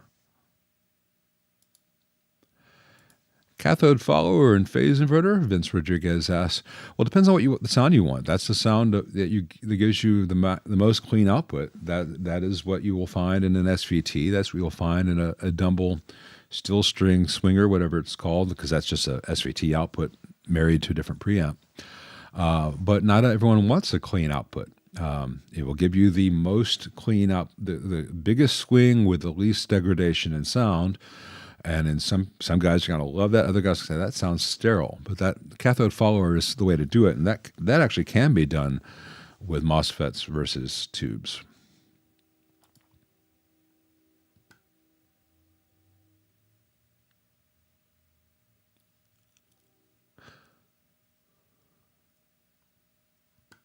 Let's see.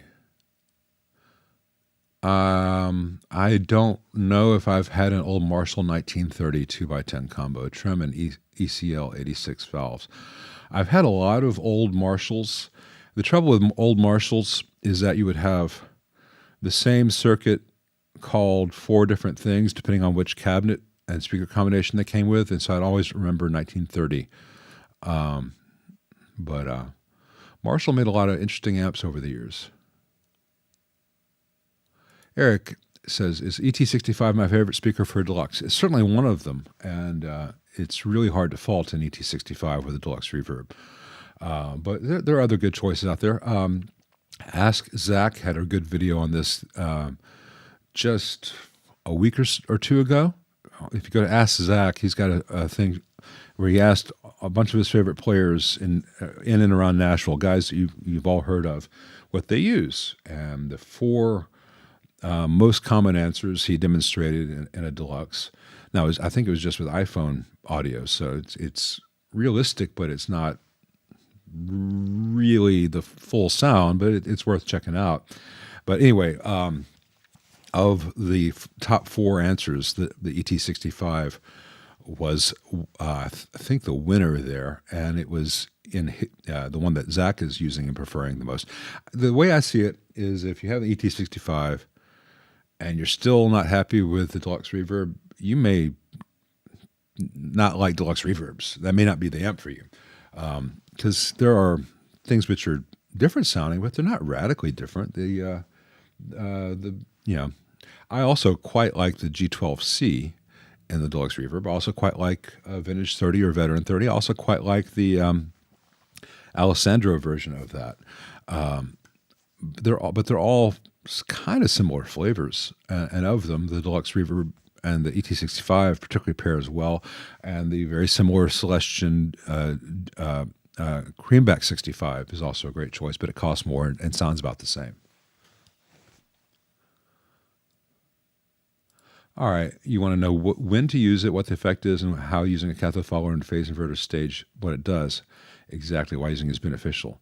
All right, so if you have a cathode follower in a phase inverter is you have a traditional phase inverter which splits the signal, positive waveform and negative waveform. But instead of feeding that signal directly out to the output tubes, you feed into a cathode follower stage, which then derives, because the traditional phase inverter output is a plate output, which is relatively high impedance. And so it is affected very much by the load.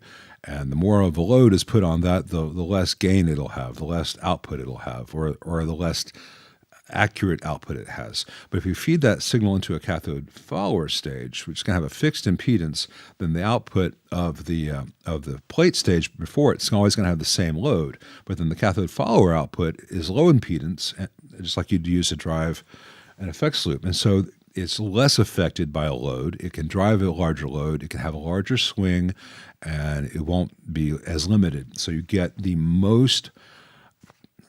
cleanest waveform possible feeding the output tubes, which will be the least affected by the presence of the output tubes, because output tubes themselves put a load on that line, and they have things called transconductance and stuff we won't get into. And then the reflected impedance of the primary on the output transformer comes into play there. And the whole thing works together.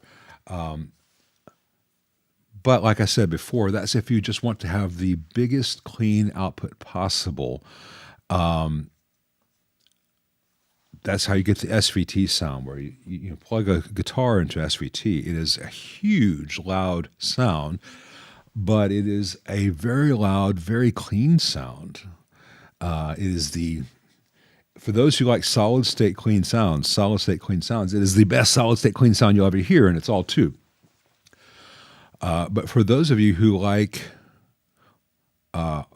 possibly, and I think often without knowing that this is why they like it, the character of a more typical guitar amp is a whole bunch of little things which change the harmonic response, which are adding distortions, like I talked about before, that we hear is interesting.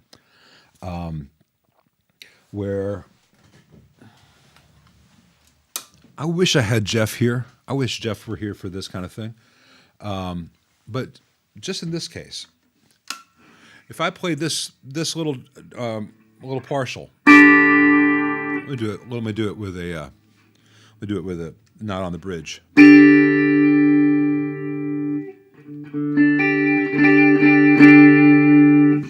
We hear that as clean.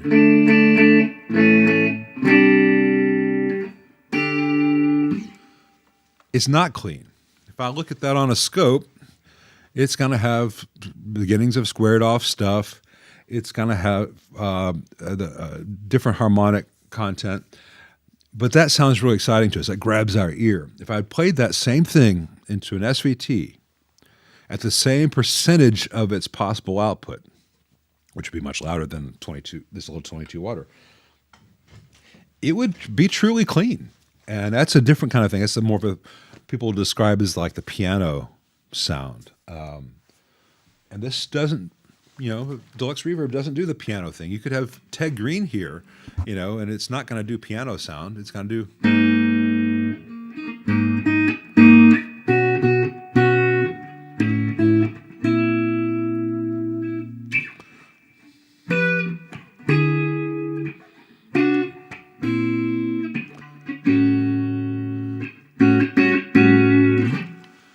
That's not the piano sound that people describe. You do that into a steel string swinger or an SVT or even a twin if it's biased correctly, because at that same volume, that twin is not working as hard as this Deluxe Reverb is. That's when you get that characteristic that we consider piano-like. And I'm not the best player to demonstrate this, and the mic is here and the amp is there. So this was just a nod towards the concept. But cathode follower stages are used in phase inverters to give the biggest possible clean swing. And it is kind of a hi-fi approach that isn't always musically what guitarists want, but it is capable of delivering sounds that a Marshall, most Fenders, and Voxes just can't do, because it's not going to have that breakup, that compression, that harmonic response, and a lot of little distortion things which just sound exciting to our ears, but they're not accurate. What's the best amp of all time? The one that you have that inspires you. There you go, Graham Jarman. Let's see.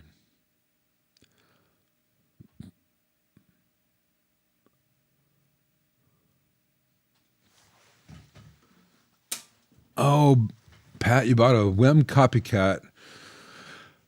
Good working condition, not good. Sent for repair. Oh, good luck to you, man. It's tough to do that kind of stuff. Keep that stuff running.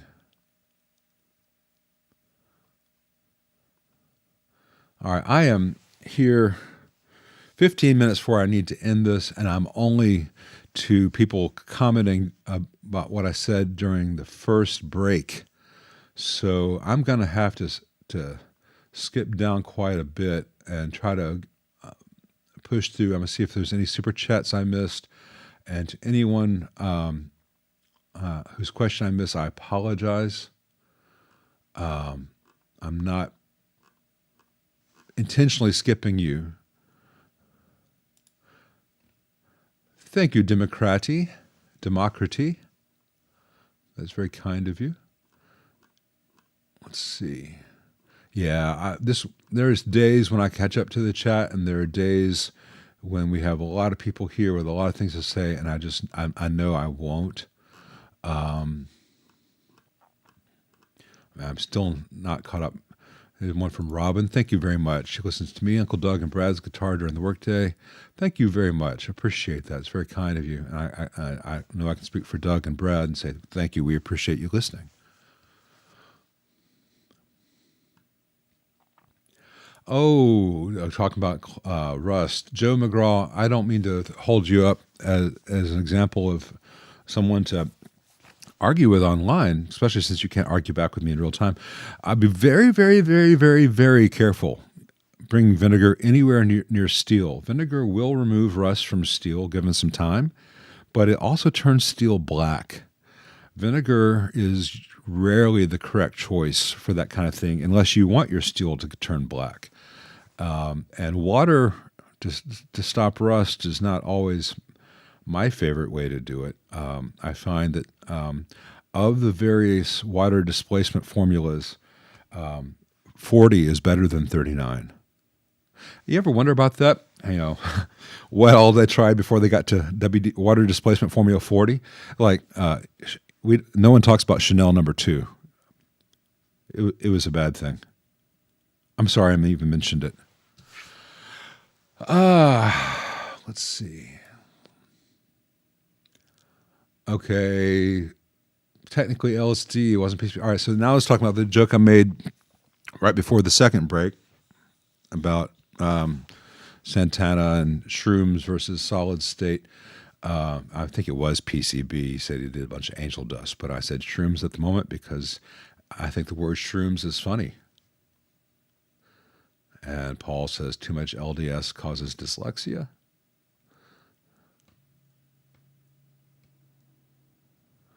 And JD's got a, let me take that off now. Thank you, Robin. JD's got an issue with this garnet. Everyone's always asking about garnets. I've never had a garnet in. If the depth control is on off, feels kind of subtle with or if you, from what you're describing with your garnet session man depth control, you may have the wrong taper pot. You just gotta, sometimes you need to change the taper of the pot, so it's not like nothing, all of it. But without having the circuit in front of me, I can't speculate because I don't have any experience with the garnet designs. But I bet if you contact Garnet or someone who knows Garnet, someone will be able to help you. Sonic Audio Triad is $400 on Reverb right now. I should start making them on the sly and selling them as used. I'd make a lot more money off of them.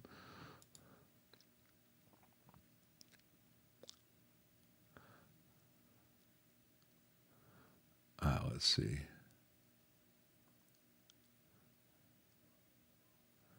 Oh, Dyslexics of the World on Tie. Yeah, I think that was used by Douglas Adams originally. Not Douglas Adams, that's Hitchhiker's Guide.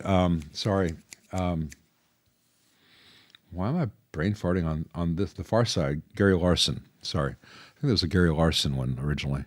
My favorite is still the School for the Gifted with a pull sign and the kid's just pushing as hard as he can on the door. Let's see, where are we? Now we're to my Canadian tuxedo correction.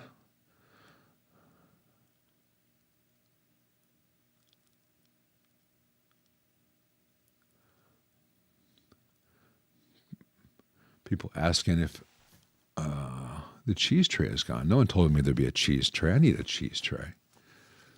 Or any other charcuterie.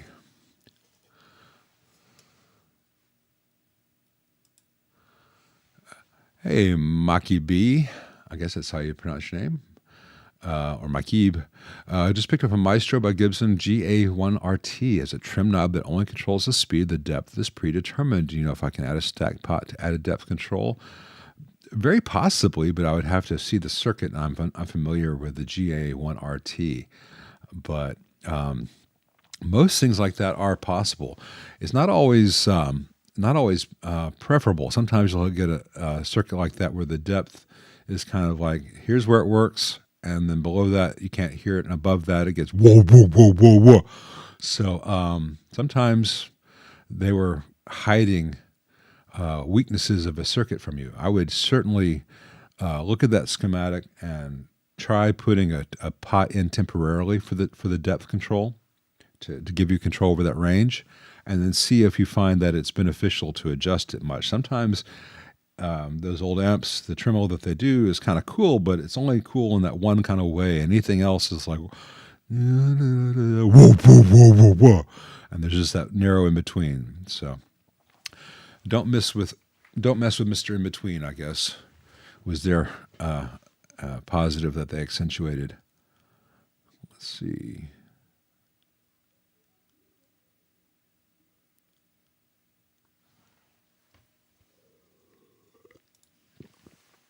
Do they have new scopes, Brad, with bigger screens? That'd be nice, because the screen on this is not my favorite, and I have to squint at the display sometimes to see things. But it's easy to blame it's a poor craftsman who blames his tools, except when everything's really, really tiny. So if they have HDMI, I need to see if that's got HDMI output or any other output that I could put on a larger screen so I could see the damn thing better. Thank you for that.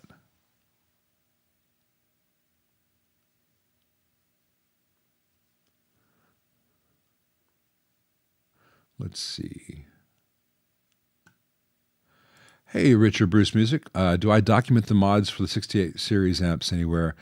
No. I don't have time, and I've described them in depth in those videos enough times that anyone who's qualified, I don't mean to be rude, anyone who's qualified to do the work can watch that video twice and know it needs to be done. And anyone who needs more than that shouldn't try it. And this is not me being a snob. This is not me having a false sense of my own worth. These are dangerous devices with high voltages, and the PCB construction is relatively fragile. It's really easy to mess them up, and most people have no business trying. And anyone who would be capable of doing it correctly without damaging anything would not need more than the general outlines I gave in those videos. There are a lot of emails I get in that I don't see, or my eyes glaze past. I have been flooded by all the spammers, and it's really hard for me to find things. I'm going to be doing what I can to winnow that out, but it is a tough thing for one guy to swim upstream against every person in the world trying to sell you stuff, especially once you're over a certain amount of viewers on YouTube. They all want to partner with you, blah, blah, blah, blah, blah, blah, blah, blah, blah. I'm not going to try to sell you guys prefab boxed meals or video games or et cetera, or nasty cereals. I don't care. I don't care. You don't care. We don't care. But I still have to deal with all that. Engineers hate anything that isn't perfectly optimized, and guitar tech is the exact opposite mostly. Well, it's not really, Baza. The thing is, when you design a guitar amp, when you really design a guitar amp, that's an engineering task. And the engineer's job is to do all the hard work, so you're left with volume, treble, middle, bass, reverb, and then so there's only so many permutations, and we have to do our part so that no matter what you do, it's not going to blow up and it's not going to squeal, and it's possible to sound bad, in which case it's doc, it hurts when I do this. But we do an awful lot of stuff so that you can just turn a few knobs and get a sound real fast and move on. The same thing has to happen with this.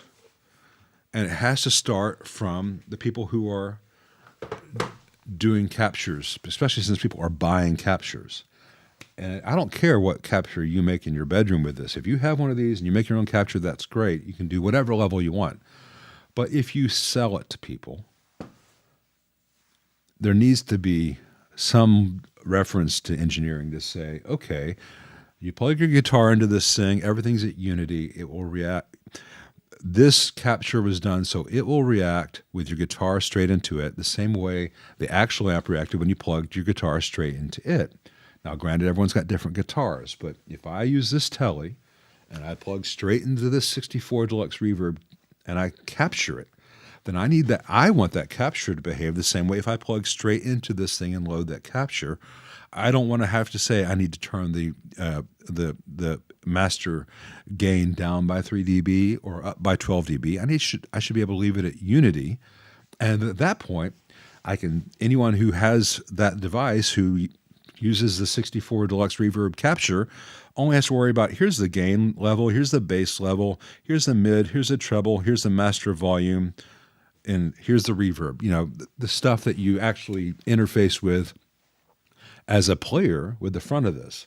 The issue now is that to really use this, unless the engineer has gone in there and done all the stuff behind the scenes correctly, you can't do that. You can't just use these. You can't be intuitive. You've got to go learn, oh, okay, well, I've got to adjust this parameter for this company's captures, but for this other company's captures, I need to go 15 dB lower. Otherwise, they all clip, and that's nonsense. It's going to kill the potential. It's like people's only concept of what a vegetarian meal is an Impossible Whopper from Burger King, which is one of the worst sandwiches in the history of the world. It doesn't mean that vegetarian food is bad. There's a world of delicious vegetables out there, but if all you're presented with is the Impossible Burger from Burger King, and it's not like their Possible Burgers are that good either, so. Sorry for the series of rants. I guess that's just that kind of day. We rant about Mesas. We rant about Burger King. Do I have a favored new 6L6? Jeff at McLean. Hey, Jeff.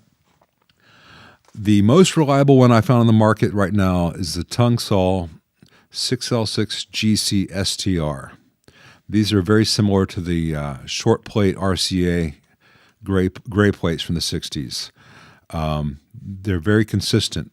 If you buy them from a good vendor, I would suggest Tube Depot or the Tube Store. The TADs are not bad at all, and but the Tungsols, now that they're available again, are the ones I like the most of current production. I think it's about time to end up.